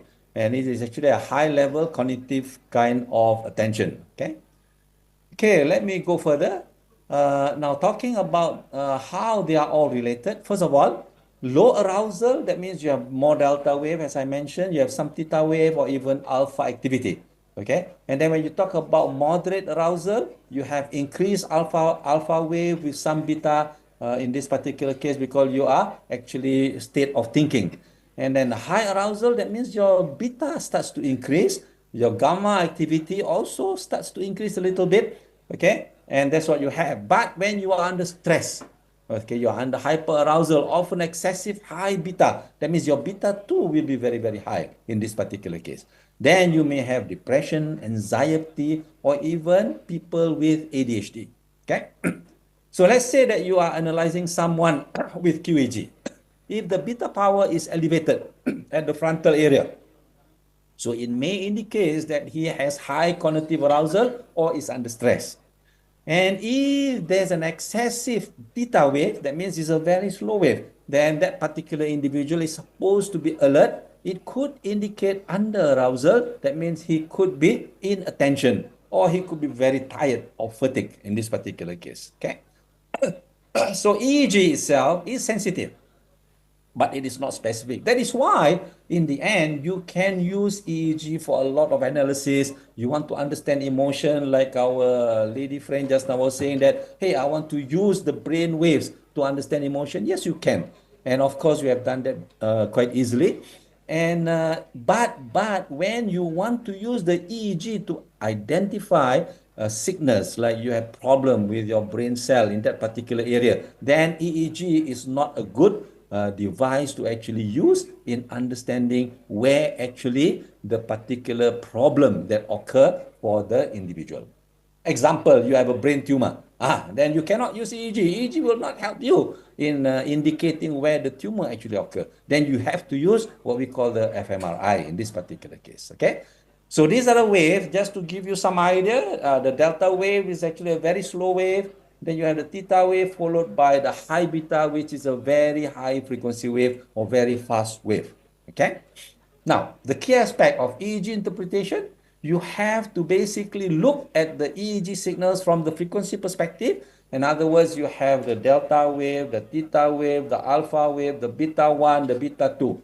Okay. And you have to look at the morphology. In other words, if you look at the time domain analysis, you have to look at the shape of the wave. Whether you have a very high spike, whether you have an M shape or you have a U shape, all these shape also helps you to identify some of the issues by which the particular problem that occur, in the brain or whatever that you have. Like, for example, you want to identify mental health issue. So in this particular case, you have to focus on those particular morphological analytics. Location is very important, because if it happens on the frontal, then there is something else. If it happens on the left side or the right side, then you have to look at it from a different perspective in this particular case. Okay? Let me proceed. There are some, I give you some idea as far as normal versus abnormal. Specific frequency ranges or waveform morphologies are considered normal for awake, relaxed adults. That means you're talking about the alpha wave or alpha rhythm. While others are associated with sleep stages. Example, I want to analyze sleep. Why are this guy having problem every time he cannot sleep properly? So therefore, you can look at the delta wave and the theta wave in this particular context. And the localization of this particular wave where it occurs also becomes very important and critical. So abnormal waveform in specific location can indicate underlying pathology, for example, such as you have epilepsy, you have stroke, for stroke patient and so forth, you can identify, but not to a pinpoint accuracy. You only can give rough idea. Seizure, you can do analysis like, for example, pre-seizure. Before seizure, normally we have this thing called the SCP. That means you have a very, very slow wave that occur just before just before any seizure. Or for example, you're going to have what do you call that, headache. So in this particular case, we can also look at that in this particular context. Of course, when you have a brain death, brain death means that your eyes is open, but your delta waves is very high. Then something is wrong with your brain. I would like to recommend that you quickly go and see the neurologist in this particular case. But analyzing EEG is not that straightforward. The reason is because you have a lot of artifacts. For example, when you move your arm, you move your left arm, you move your right arm, you blink your eyes, all these will affect the signals and they're very high. So you have to know how to actually cancel off or suppress these signals here. There are many methods using ICA, using some adaptive methods, to actually cancel off all this noise, okay? Just to give you some idea, the measurement, you can look from the left side there. I have, children that we actually work together with the hospital, and we are measuring 19 channels of the brain waves of these particular children, because this particular child has problem with, is autistic children, okay? And then there are many other types of devices. The one on the right side, the bottom, those are the emotive, the famous emotive one. But I like this one on the top right, which is the neurosense band. This neurosense band is actually just a band. It's right on the headband there. And there are a lot of information that we can get. There's actually a 4-channel here, okay? And then also a 2-channel at the back that you can identify and use for this particular issue. Okay. So just an example I want to give you in terms of anxiety. You will find that in this case here, you can measure, you can look at the signals and you can see that there is an increased beta waves. Okay, studies have found that when there is an increase in beta wave, there is a likelihood, okay, that an anxiety for the particular individual can occur. You can also look at the theta-beta ratio. In other words, the theta signal and the beta signals, if the ratio is very, very high, so there is also an increase in anxiety. Okay? Specific patterns on the QEEG can reveal patterns in brainwave activities that correlate with specific anxieties related to symptoms like fear, insecurity, or even when you are in a panic situation. So therefore, there are a lot of analysis and analytics we can do just by looking at the quantitative EEG signals, okay? Next examples I have here is more on depression. If an individual has a depression, so therefore there is an increased theta and alpha ratio or coefficient in the coherencies. For that reason, you can measure both the theta wave and the alpha wave and then get a good idea of what is actually happening by analyzing them. Okay, so the altered alpha wave activity, that means changes in the amplitude between the left side and the right side, okay, of the alpha wave also indicate there is a depression issues in the individual. Okay, for example, the delta oscillation. You have a reduced delta oscillation when this guy actually go to sleep, or deep sleep. Then also you have a depression issues in this particular case. Okay. Okay. Let me proceed. The patterns there become important. So I have more here, but I'm not going to talk about it in quite detail. Like for example here, when you are stressed, your beta waves is often associated. That means even when you actually close your eyes, the beta wave activity is actually active. And this indicate that your brain, has been thinking too much and you have been under stress. Okay, and that can bring to burnout cases. When you are burnt out, then I think you'll be in real trouble. So alpha wave are normally for relaxation. When you are relaxing, you have a good time, so your alpha wave will actually be high. But the decrease in alpha wave indicate also that you either have stress or anxiety. So therefore, in this case here, you have to really understand, okay, the individual. That is why when we are looking at EEG itself, you have to look at not just the EEG signals, but you have to look at the EEG signals today, tomorrow, and also the series of signals. And you also have to look at the what we call the psychological profile of the individual. What kind of sickness this individual have. The reason why I'm telling you all this is because later I want to introduce to you what is neurofeedback and how we can do some of this neurofeedback not only in the university here that we have, but also at home, if you want to actually do it in this particular case. These examples I have here is on concentration, how you can actually understand. Like for example, beta waves itself is associated with focus, attention, and problem solving. So therefore, if your beta wave is always low, then your concentration is very poor. So how do I actually improve my concentration? I can increase my beta 2. Okay, by increasing the beta 2, then I can really help this individual to be able to concentrate better. But how can I do it? You can do it with what we call the neurofeedback. In other words, I can have brain training session by which I can train the brain so that now your brain knows how to increase the beta wave. With this brain training session, normally it takes about 10 to 20 sessions. So with 10 to 20 sessions, you are able to control on how to increase your beta wave. Okay. The other one is the theta waves, may associated with drowsiness, and there is, in this particular case, or decreased focus. So if theta wave is too high, then in this case here, you may have to reduce the theta wave in order for you to increase the beta wave so that you can actually have to concentrate more. These are some examples I just give you here. Okay. So, and for the case of clinical, for example, they use the EEG, like for ADHD, okay, attention deficit, in this particular case, there is a high frontal theta to beta ratio. That means you measure the frontal area here, you can see that the theta beta ratio is actually very high. Okay, so therefore this is based on the NIBA standard. They have a standards on how to recognize all this. So cognitive fatigue, for example, your burnout case, then your frontal alpha to theta will be slowing down. In other words, your theta will increase and your alpha will reduce. Okay, so peak performance training, for example, athletes. If athletes want to do their training and they want to do peak performance, how can they do it? They can actually also have, in this particular case, understanding of how to increase the beta. Okay.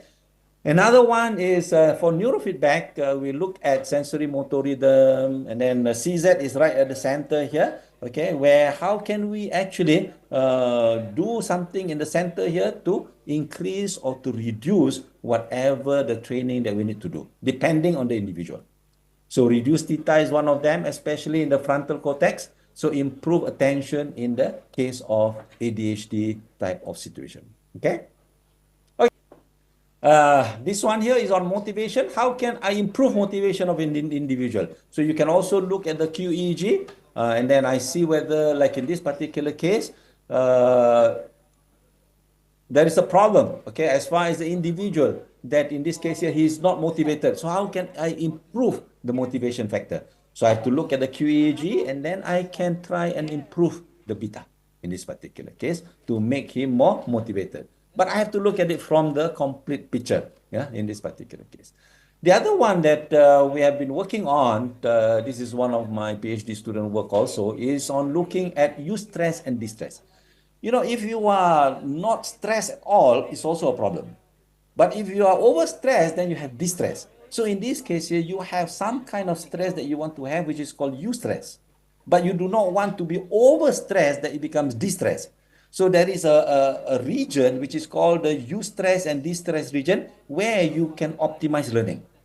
In this particular case, we can identify for an individual where is your eustress and your distress region, okay, in such a way that you can optimize your learning ability. So therefore, whatever that our lady friend wants to do in trying to optimize learning, you can also do that in this particular case by understanding the EEG signals or the QEEG signals in this case here. Okay, so there are a lot more that you can do. Okay, and QEEG treatment, the treatment planning QEEG data can be used to guide the development of personalized treatment. Like I said just now, we need to know. We need to look at what we call the pre-measurement. After the pre-measurement, we have a very good idea on what we want to do as far as training you. If you are under stress, what to do. If you cannot focus, what to do, and which part of the brain that needs to be trained. So we use this neurofeedback, as part of the training method. So this technique involves providing real-time, and normally this real-time feedback by training your brain, you have to train your brain to increase your beta, reduce your beta, increase your theta, reduce your theta, and so forth. So in this particular case, it will take about minimum 10 sessions to about 20 sessions, okay? So, and you have to monitor the progress. Every time, every session, we monitor the progress and then we see what is happening to the brain itself, okay? So in the essence, QEEG provides a window into the brain's activity, helping to identify potential imbalance associated with anxiety, stress, distress, eustress, and guiding the development of the targeted intervention. That means whatever neurofeedback intervention that you want to do to promote better brain functionality and optimize performance. Okay. So what we have here is just to recall, you have the alpha power.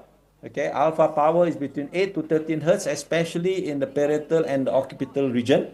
Okay, so higher alpha power often correlates to higher IQ. If you talk about IQ here, and then the peak alpha frequencies, this is what you have, and the theta beta ratio I mentioned earlier. And we also have what we call the ERP. ERP is the event related potential, by which every time, for example, you close your eyes, you open your eyes, you are presented with a picture of happy, picture of sad, picture of calm. So all this, after every event, we will look at how the response of the brainwave. With the response of the brainwave, we have a very good idea. In this particular case, from the study, we can plot what we call the event-related potential, and these are statistically related. Okay. Okay. So let me skip all that and QEEG and AI. So what is important is that it is not recommended to use deep learning, okay, based on the EEG signals only. You take the EEG signals, do deep learning, and then that's it. You cannot analyze interaction on the neuron synchronization. Cannot. So therefore, what you need to do is QEEG analytics on different cortex could provide a better analytics. In other words, look at the cortex, the different cortex, the frontal area, the occipital area, the temporal area, and the parietal area, and that gives you a better understanding of what is happening to the brain.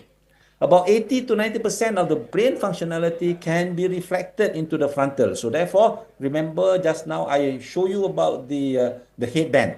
Okay, that headband can be very useful in this particular case.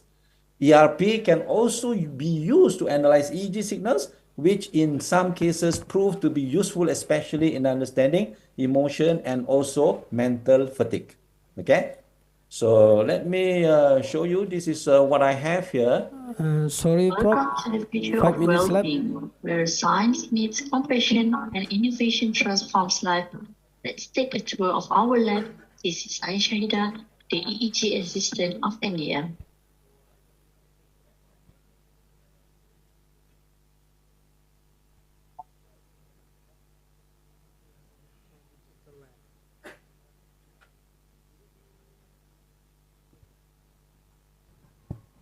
This is where it all happens.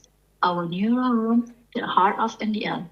Equipped with EEG devices, this is where we can measure your brain signals. This is the living room where clients can kick back and relax while waiting for their appointments. Our goal is to provide you with the utmost comfortable experience you can have. Every day, we embark on a journey to enhance life, whether it's developing groundbreaking neurofeedback techniques, conducting in-depth EEG assessment, or exploring the latest advancement in mental health. We are here to guide you towards a healthier, happier you. NeuroCoach Digital Lab, empowering minds, transforming lives. Visit our website or contact us. Okay, so if you are interested, you can always go and look at our website or come over to International Islamic University here and visit our Kuliah ICT, and we will show you what is the NeuroCoach Digital Lab. Okay, let me show you some of the things that we have done here. These are one of the research where we try to understand the five-factor behavior. If you have done the psychologists normally measure behavior in terms of the five-factor behavior.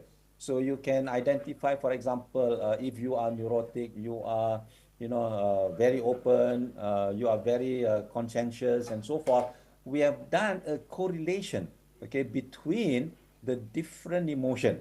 Okay, that means, for example, here you have in terms of neurotic, you have A here. AC represents calm, arousal of calm. Okay, so if I am going to use the arousal of calm here, then I can have an accuracy of about 10% error rate. Okay, that means 90%, almost 90% accurate that I can pinpoint whether you are behavior of neurotic or not. Okay, example like here, E. E, for example here, and you can find that if I'm going to use the valence of sad, the valence of calm, and the valence of fear, okay, then I can have almost 95% accurate, okay, in identifying whether you have this kind of behavior. Okay, these are in general. I'm going to tell you what are the things that you can do. In terms of ERP, or the event-related potential, we have used event-related potential where in this particular case, you can understand, like here, you have the N100, P100, N200, P200, N300, P300, and the rest of the other identification as far as the event-related potential. And these are important. I just want to give you the information that in such a way, with this, we can measure when your emotion, okay, when your emotion, for example, you have a fear emotion or you have a happy emotion, okay, you can actually measure them accurately using this P3. It shows there where is P3, okay, and F4. Okay, F3 and F4, sorry, F3 and F4, that's the frontal area here, okay, and you just need to look at the positive arousal. But if you want to look at sad or calm, then you can look at the central here. Then by looking at the arousal, you should be able to identify emotion quite effectively. So I'm just giving you some examples here where you can identify very nicely, okay, based on the emotion in this particular case, okay?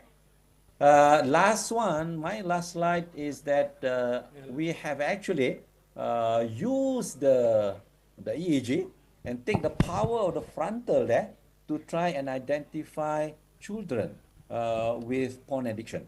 Okay, now children with porn addiction, we can see that if they have a problem with addiction, then you can see here, I just want to show you, I plot a, what do you call that? I plot this thing called here the eyes closed plot, okay, of the power, okay, of the power, which is written in, if you look at the power there, you have that the axis on the x-axis there, okay, those are the power of the frontal power, okay, these are whether it's a beta power, okay, and you have alpha power there, okay, actually there's one more here, and theta power, okay. And the S10, for example, S6, okay, these are the subject itself. The subject itself, and the red indicates in an addicted subject, and the blue indicate non-addicted subject. And this particular plot is interesting enough to say that if I am going to use the alpha wave, I should be able to have a very good idea to differentiate between addicted individual and non-addicted individual to porn. okay, just by looking at the frontal area. So for frontal area, you can see that those that is non-addicted, the frontal power is very high. That those who are addicted, the frontal power for the alpha signal is very low. In this particular case, you can see that, hey, somehow or other it has a very close correlation, and in some studies it indicates that the blood flow into the frontal area is also reduced with the alpha power. Okay, I want to say that all as far as conclusion is concerned. So addiction, yes, you can analyze addiction. You can do a lot more. You can see from the theta beta whether you have ADHD. EEG is very useful. There are a lot of things that you can do. There are a lot of things you can analyze. We are continuing our effort to make use of EEG for neurofeedback purposes so that we can actually try to help student, okay, with a mental health issue and how you can improve them through brain training. Thank you very much, and Assalamualaikum warahmatullahi wabarakatuh. Waalaikumsalam warahmatullahi wabarakatuh. Thank you, Professor Wahab. Very excellent presentation and very interesting. So we are going to the last speaker, Associate Prof. Ren Yen Wang from National Tsinghua University, Taiwan. Time is yours.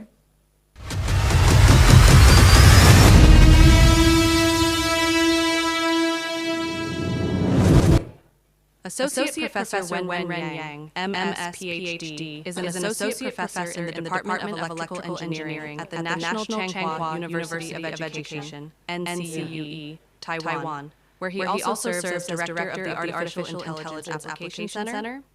He holds a BS in Electrical Engineering from the National Taiwan University of Science and Technology, and both his MS and PhD in Electrical Engineering from the University of Missouri Columbia, USA, 2002 and 2006 respectively. Since joining NCUE in 2006, Dr. Yang has built an active research portfolio in digital signal processing, wavelet transforms, neural networks, and integrated optics. His work applies these methods to practical domains such as industrial IoT systems, embedded image recognition, and power quality analysis. He has developed models that combine short-time Fourier transforms and wavelet methods with neural networks for predicting and identifying system behaviors in complex environments. In addition to his research, Dr. Yang plays a leadership role in advancing AI education and application at NCUE through his direction of the Artificial Intelligence Application Center. He has served as a reviewer and session chair in both national and international conferences, contributing actively to the global academic community. Okay, Prof, time is yours.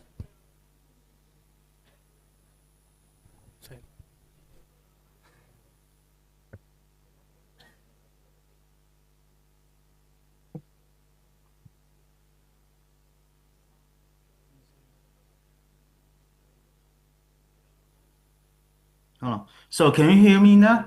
Yes, Yeah. I hear Yeah, you. sure. Pretty good. Yeah.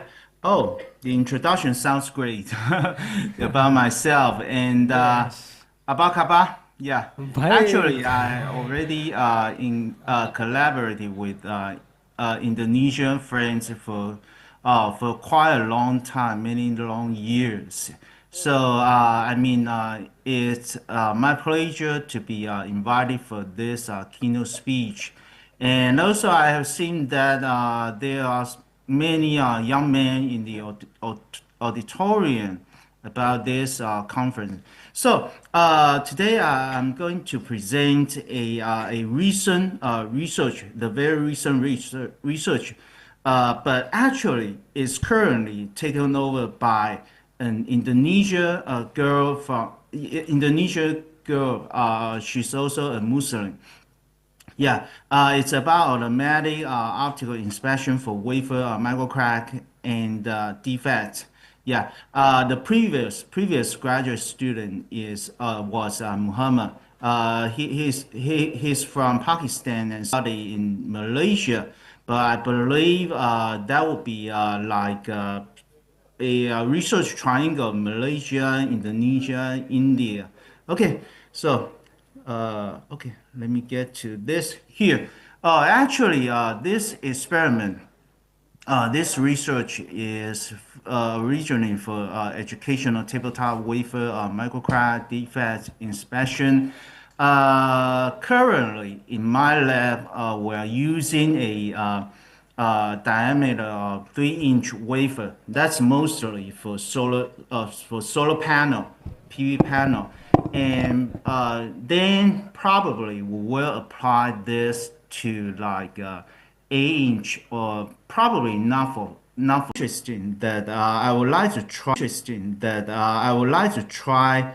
The first idea would be about low cost webcam, but probably I will try some high cost industrial grade camera in my lab, since there are several, at least at least six industrial grade camera, including infrared camera.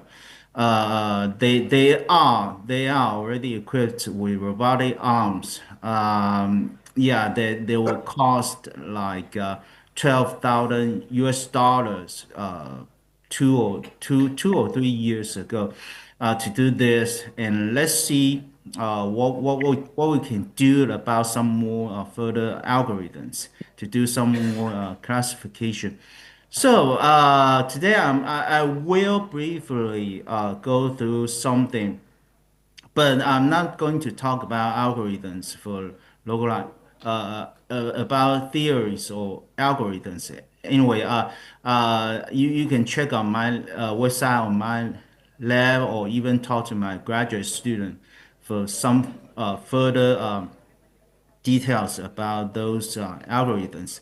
And actually, this project is an intern university or even entrepreneurship collaboration internship project from NCUE, National Changhua University of Education, previously UMP in university in Malaysia, and hopefully, not hopefully, I would say definitely, we can extend this to Indonesia.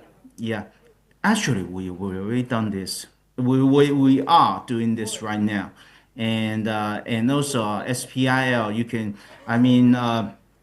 For those scholars and students in the auditoriums, you can Google this on the website: SPIL, Silicon Ware Precision Industries. Currently, it's the largest silicon wafer packaging and testing company in Taiwan.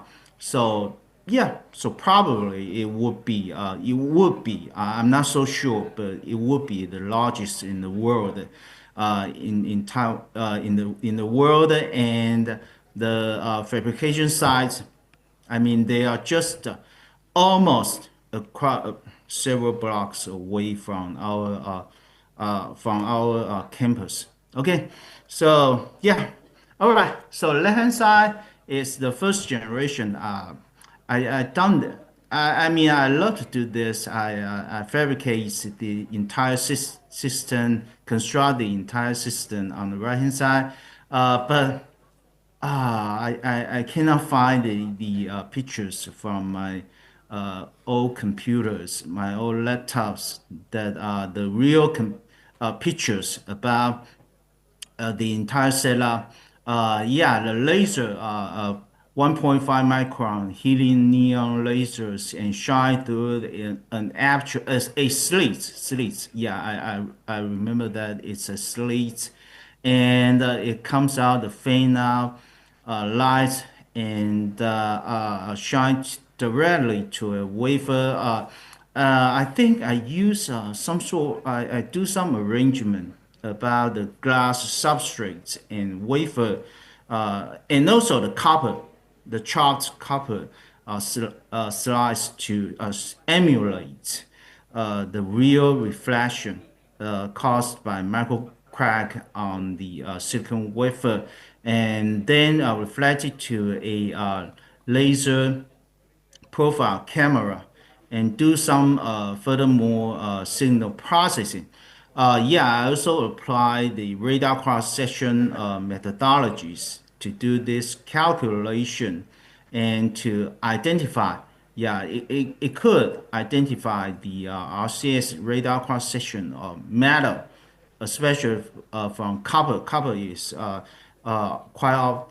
usually used in semiconductor process.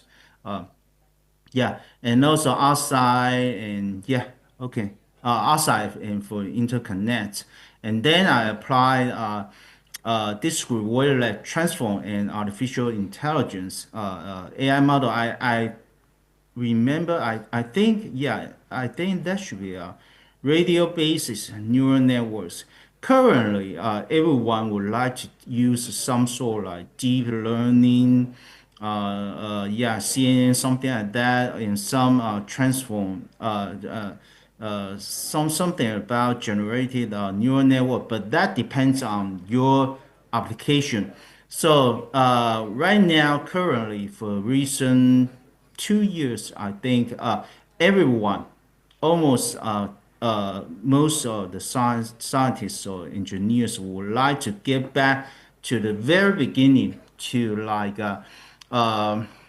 try to lower the computation loads of the neural network or AI models. So yeah, probably everything will get back to the very beginning.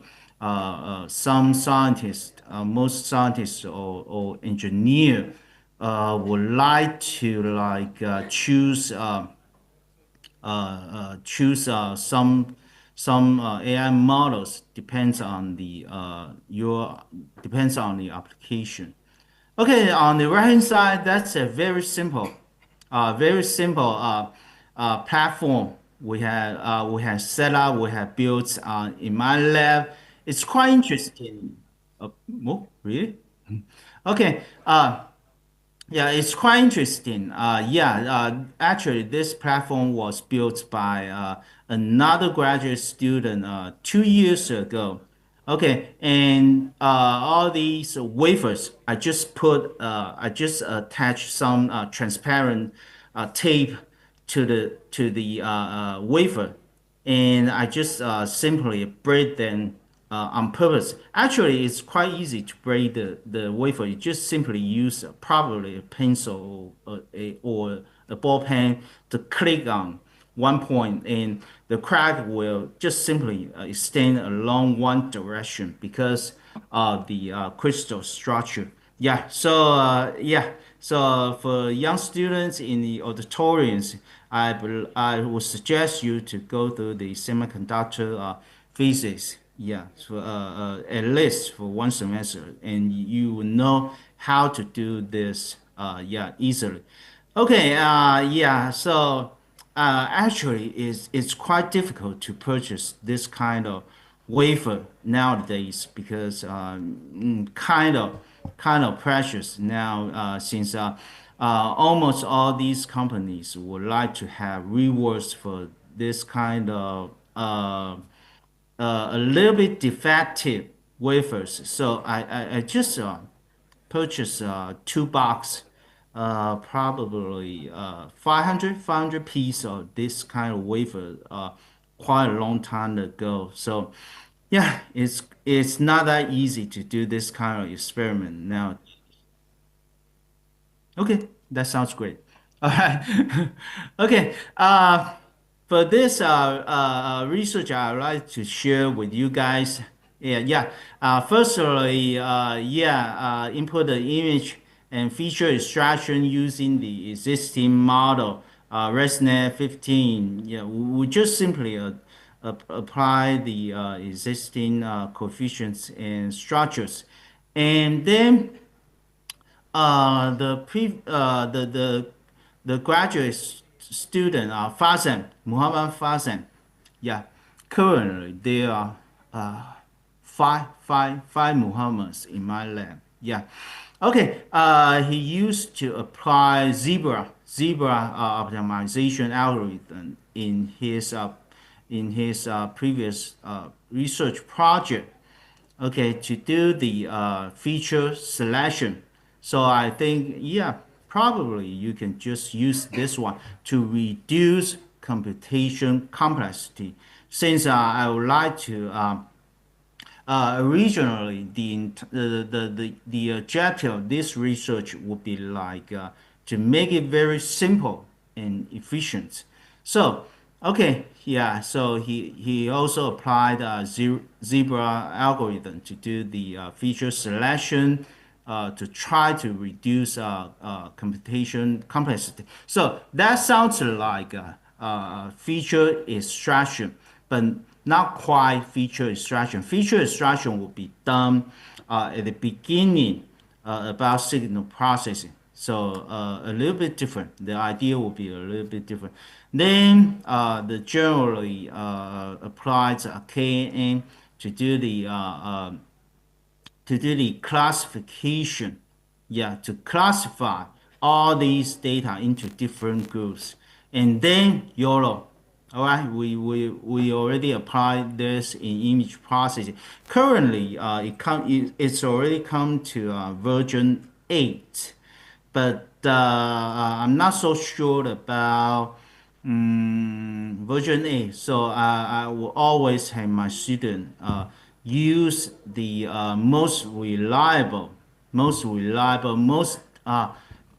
compatible, the version that could be mostly compatible with our instrument or everything. So he choose YOLO 5 to do the localization to I mean to identify the certain region or the defects or crack, something like here.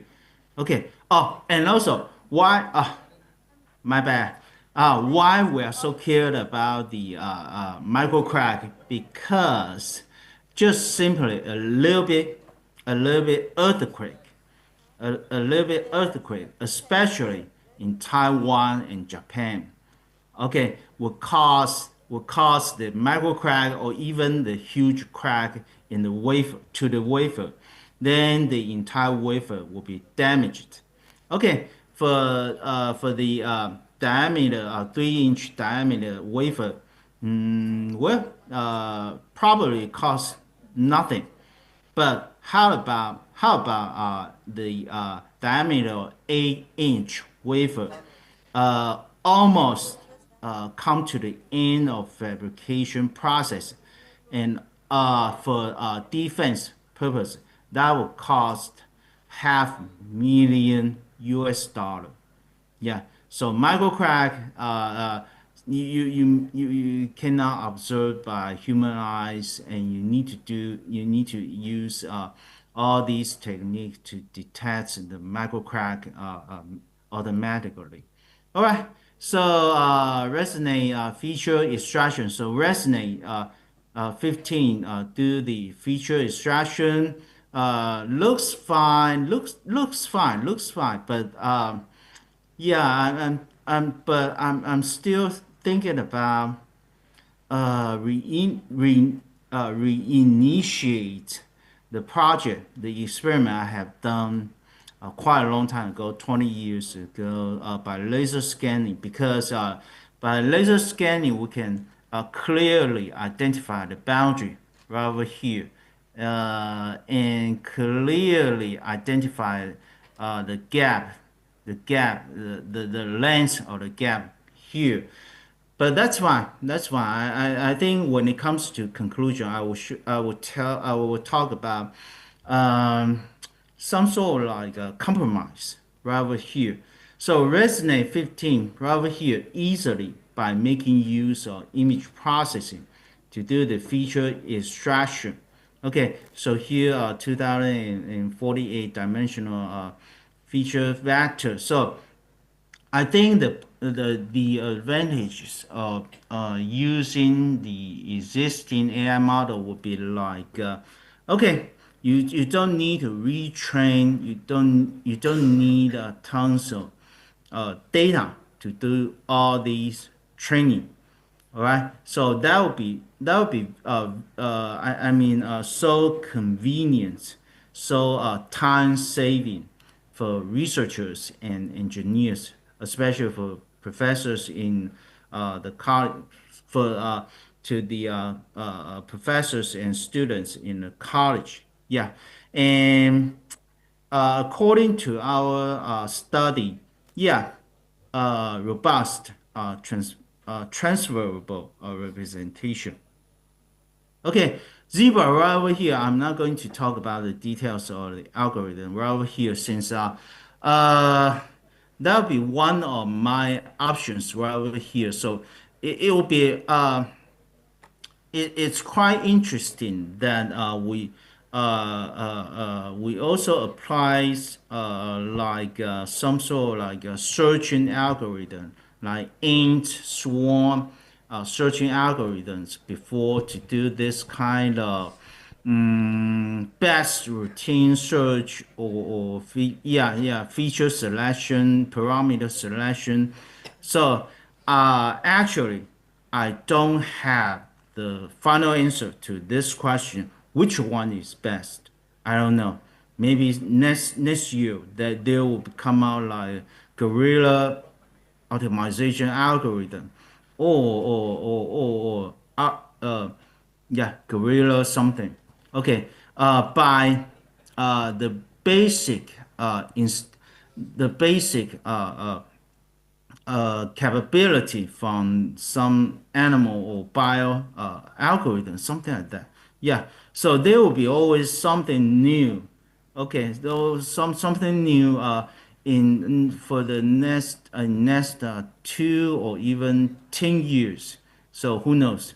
Okay, so currently zebra they will okay if explore something more, probably explore something more here in the algorithm. So currently, I would say this would be one of the options. So maybe next year if I'm still invited to this keynote speech for, so probably next year the optimization algorithm will be a guerrilla optimization algorithm. Okay, so but this one I'm K sorry, Prof. needs 5 minutes left. hmm? 5 minutes left. Sorry. 5 minutes left. Oh, okay, okay, Yeah, five sure, minute. no 5 minute. problem. Okay, so yeah, if you are interested, if you guys are interested, you can send an email to me or even talk to my graduate student. I could show you, I can show you some more details. Okay, the accuracy of zebra nets here, our methods here shows, overwhelming uh, uh, overwhelming advantage over other methods. For example, support vector machine and CNN. Why is that? I believe that would be because one of the reason would be zebra extraction. Yeah. Okay. Feature. No. Feature extraction and also the selection. And yeah.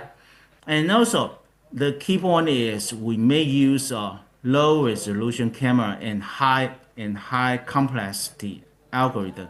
So for this one, I would like to define it as energy computing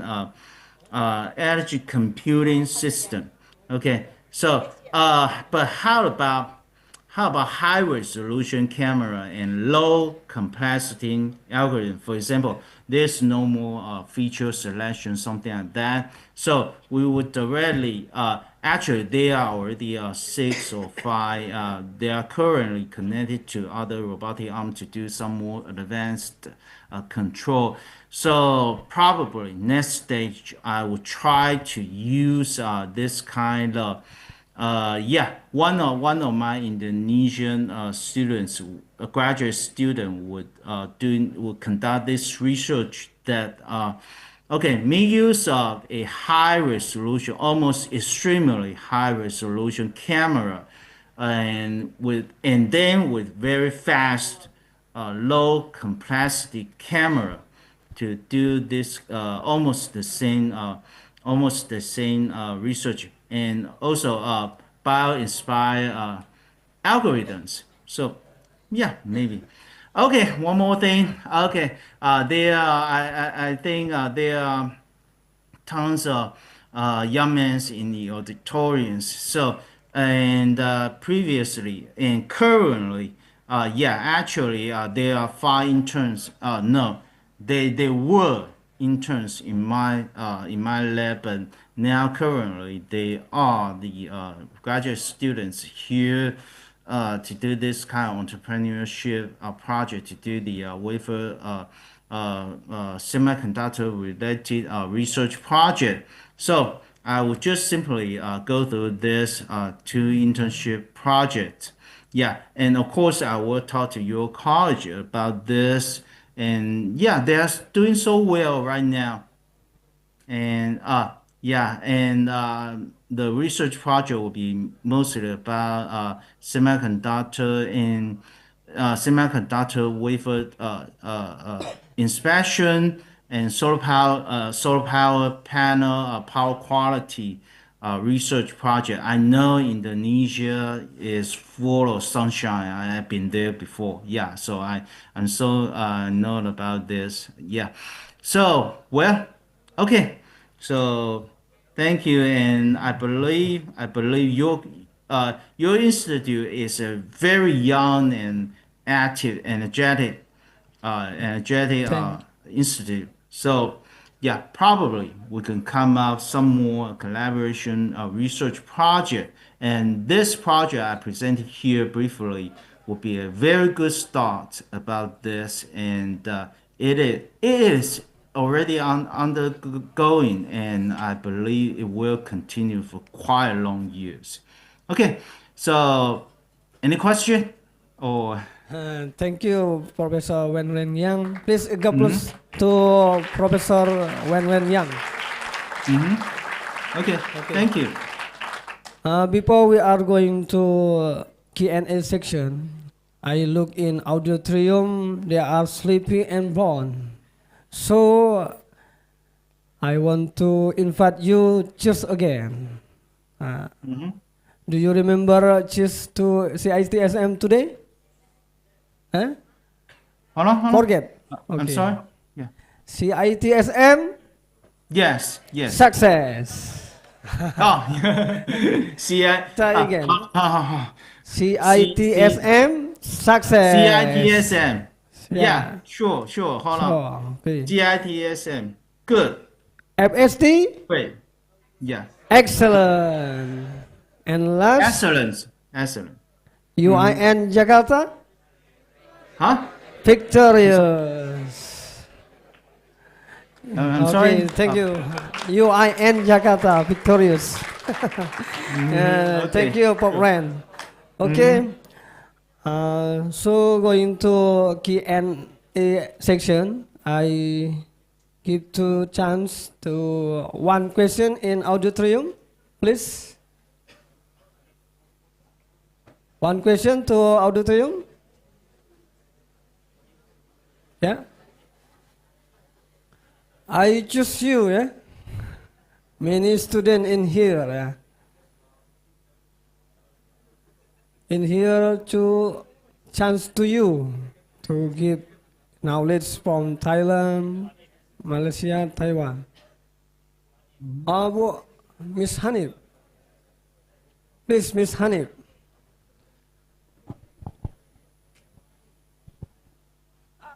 After question to direct keynote speaker to answer.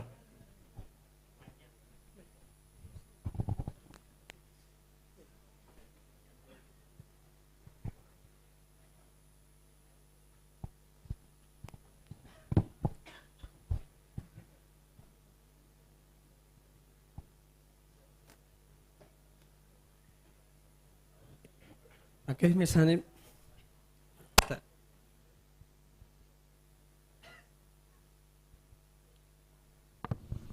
Cek.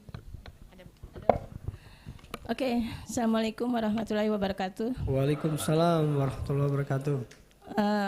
Thanks for your attending in this conference, Miss. I'm very sorry because I'm late today. Mr. Wahab, I hope that you are healthy.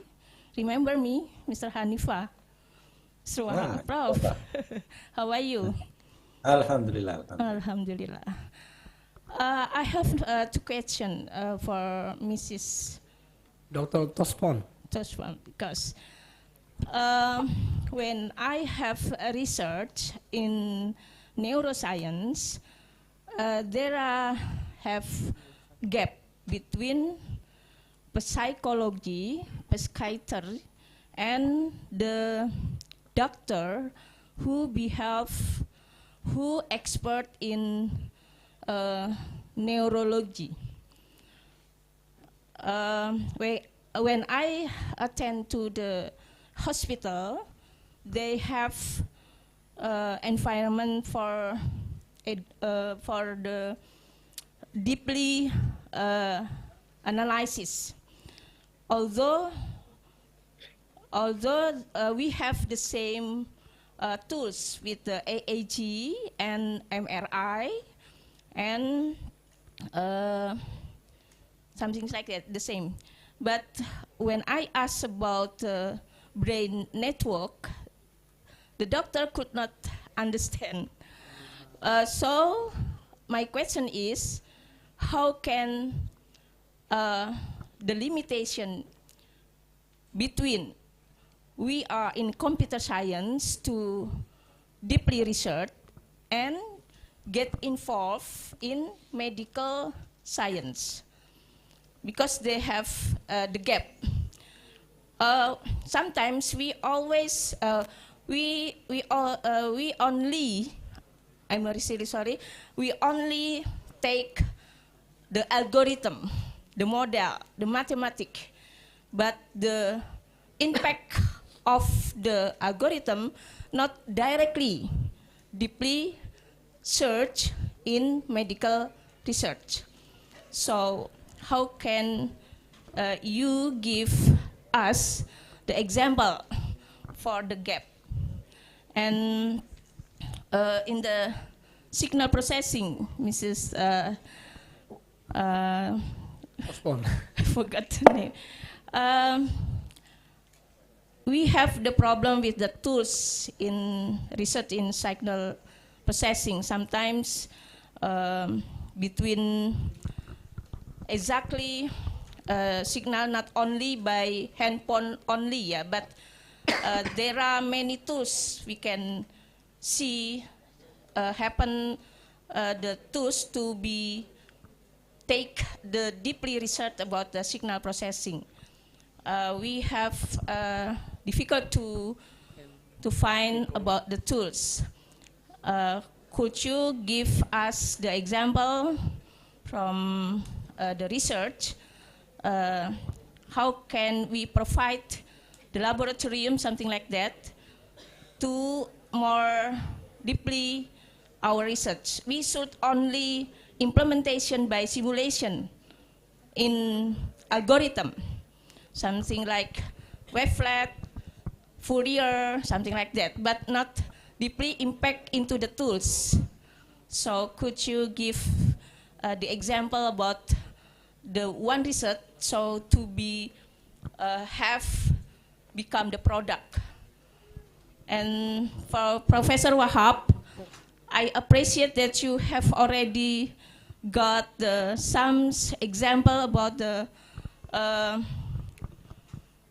alpha, beta in emotion.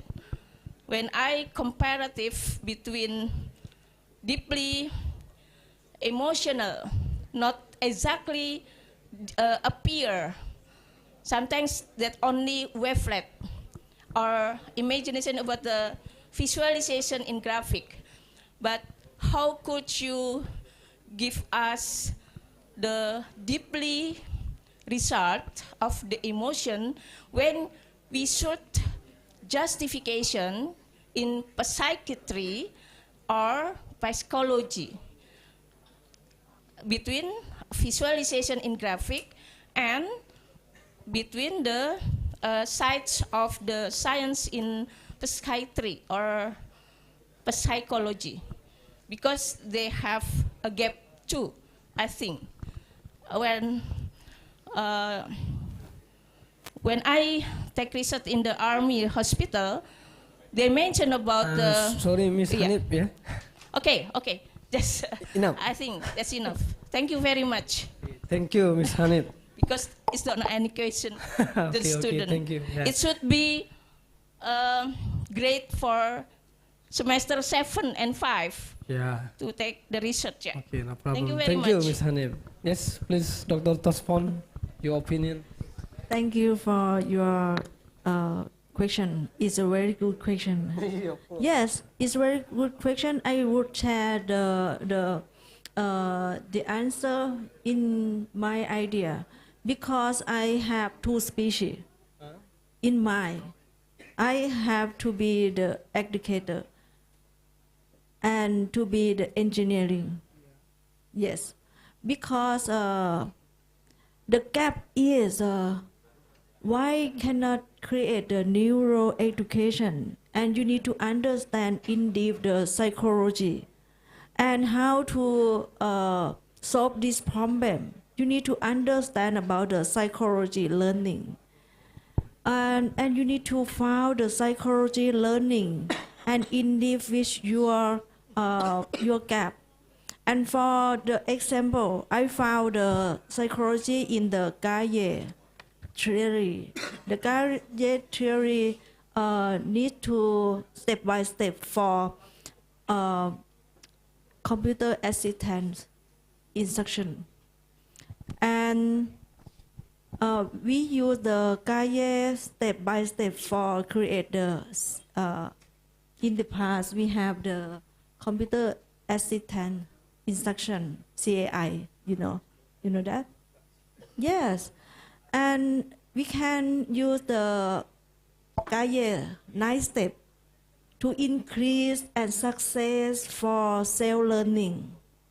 And then I found another theory in the psychology learning in the constructivist. Constructivist is belief learning by doing and make students learn by themselves and can make and this theory is belief about when you born in your when your mom pregnant, and you can you can learn inside her mom. Yes, her mom pregnant, and you know when you hungry, you will fighting at her pregnant, her mom, your mom, and you learn to hungry, and your mom respond the food to you inside her pregnant. And about the constructivist learning theory is a belief learning by doing. You can learn and you can make the activity is hands-on. That is the constructivist theory. And another theory is the constructionism theory. This is the theory is believe everyone can learn via social. It's like you are learn with the social, and you can create the activity to make the student learn via social. And for the fifth theory, I will have the research in synthesize via the Delphi technique, and then I can create the new module. After I create the new module, I focus on the how to learn step by step and create the self-learning and self-control. And then I fit to the education media.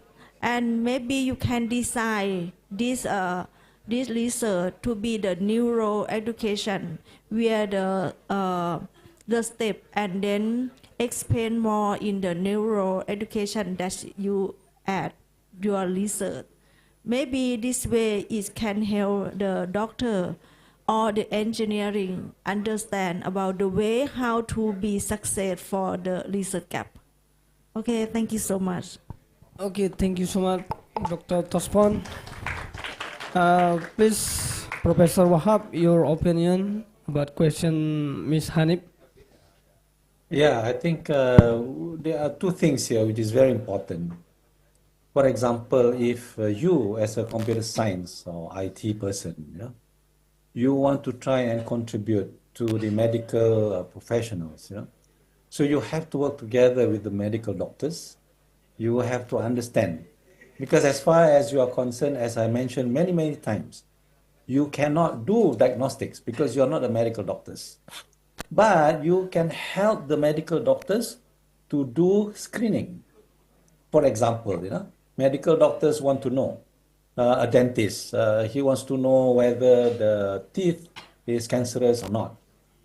So therefore, in this particular case, you need to work together with the dentist in order to understand what is the indication and so forth. So you have to work together with them closely in order for you to provide tools for them. You don't do the diagnostic, but you provide the tools for them, and they are going to use it. Similarly, in terms of psychologists, let's say I work with psychologists and psychiatrists. When I want to achieve the behavior, 5-factor behavior, what do? I actually make use of them, their tools, their instruments, and do the correlation. Similarly, when I do neurofeedback, I do not do diagnostics. I do not do therapy, but I do brain training. In other words, brain training is very different.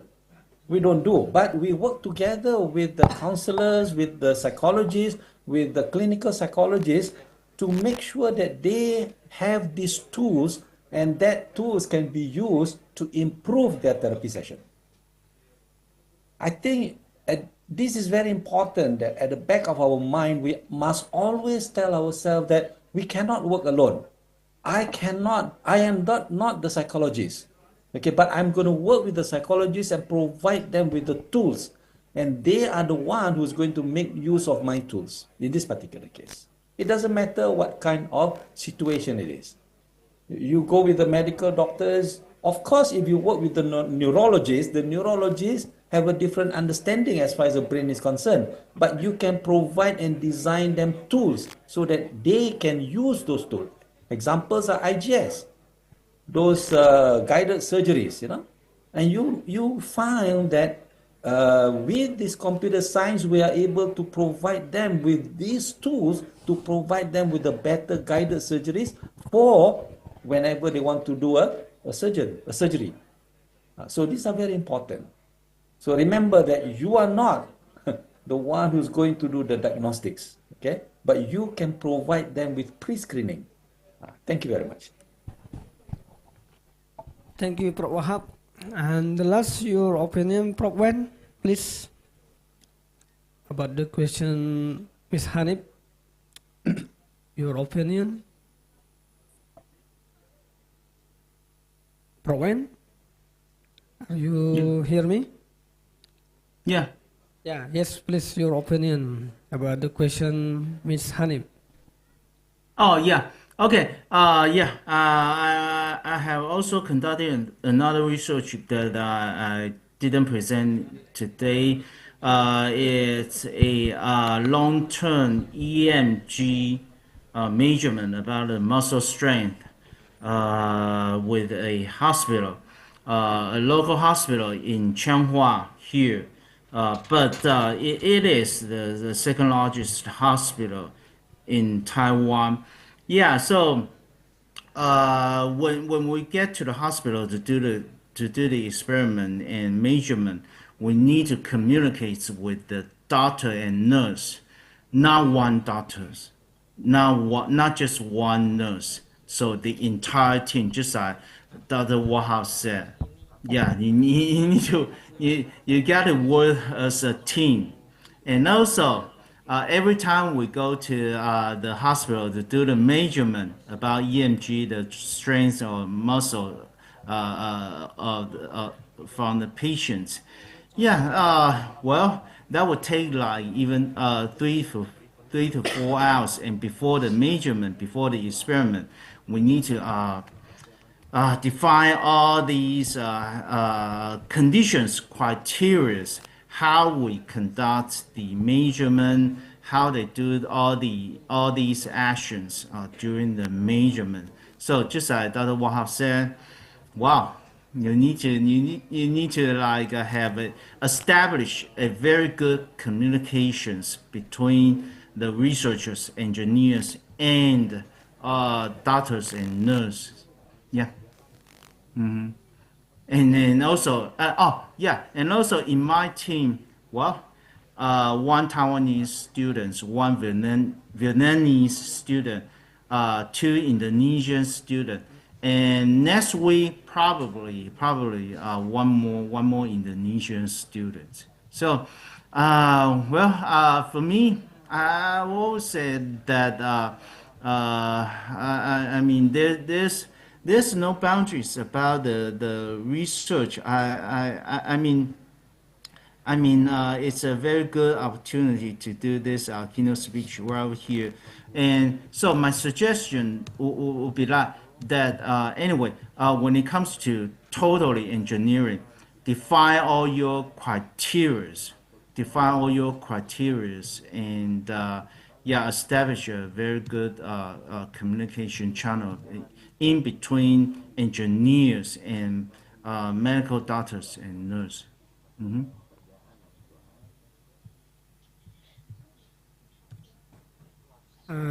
Thank you for when. Mm-hmm. Okay. So, time is over to keynote speaker section. Give applause to all of keynote speaker.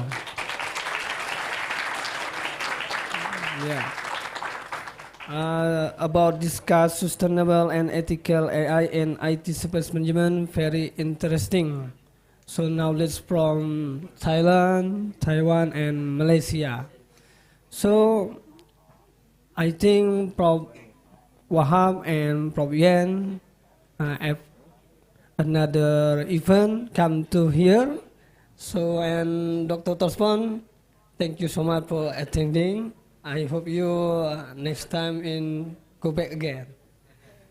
Okay, I moderator today say thank you so much for your attention and say wassalamualaikum warahmatullahi wabarakatuh. I beg to Miss Widya and Miss Mia.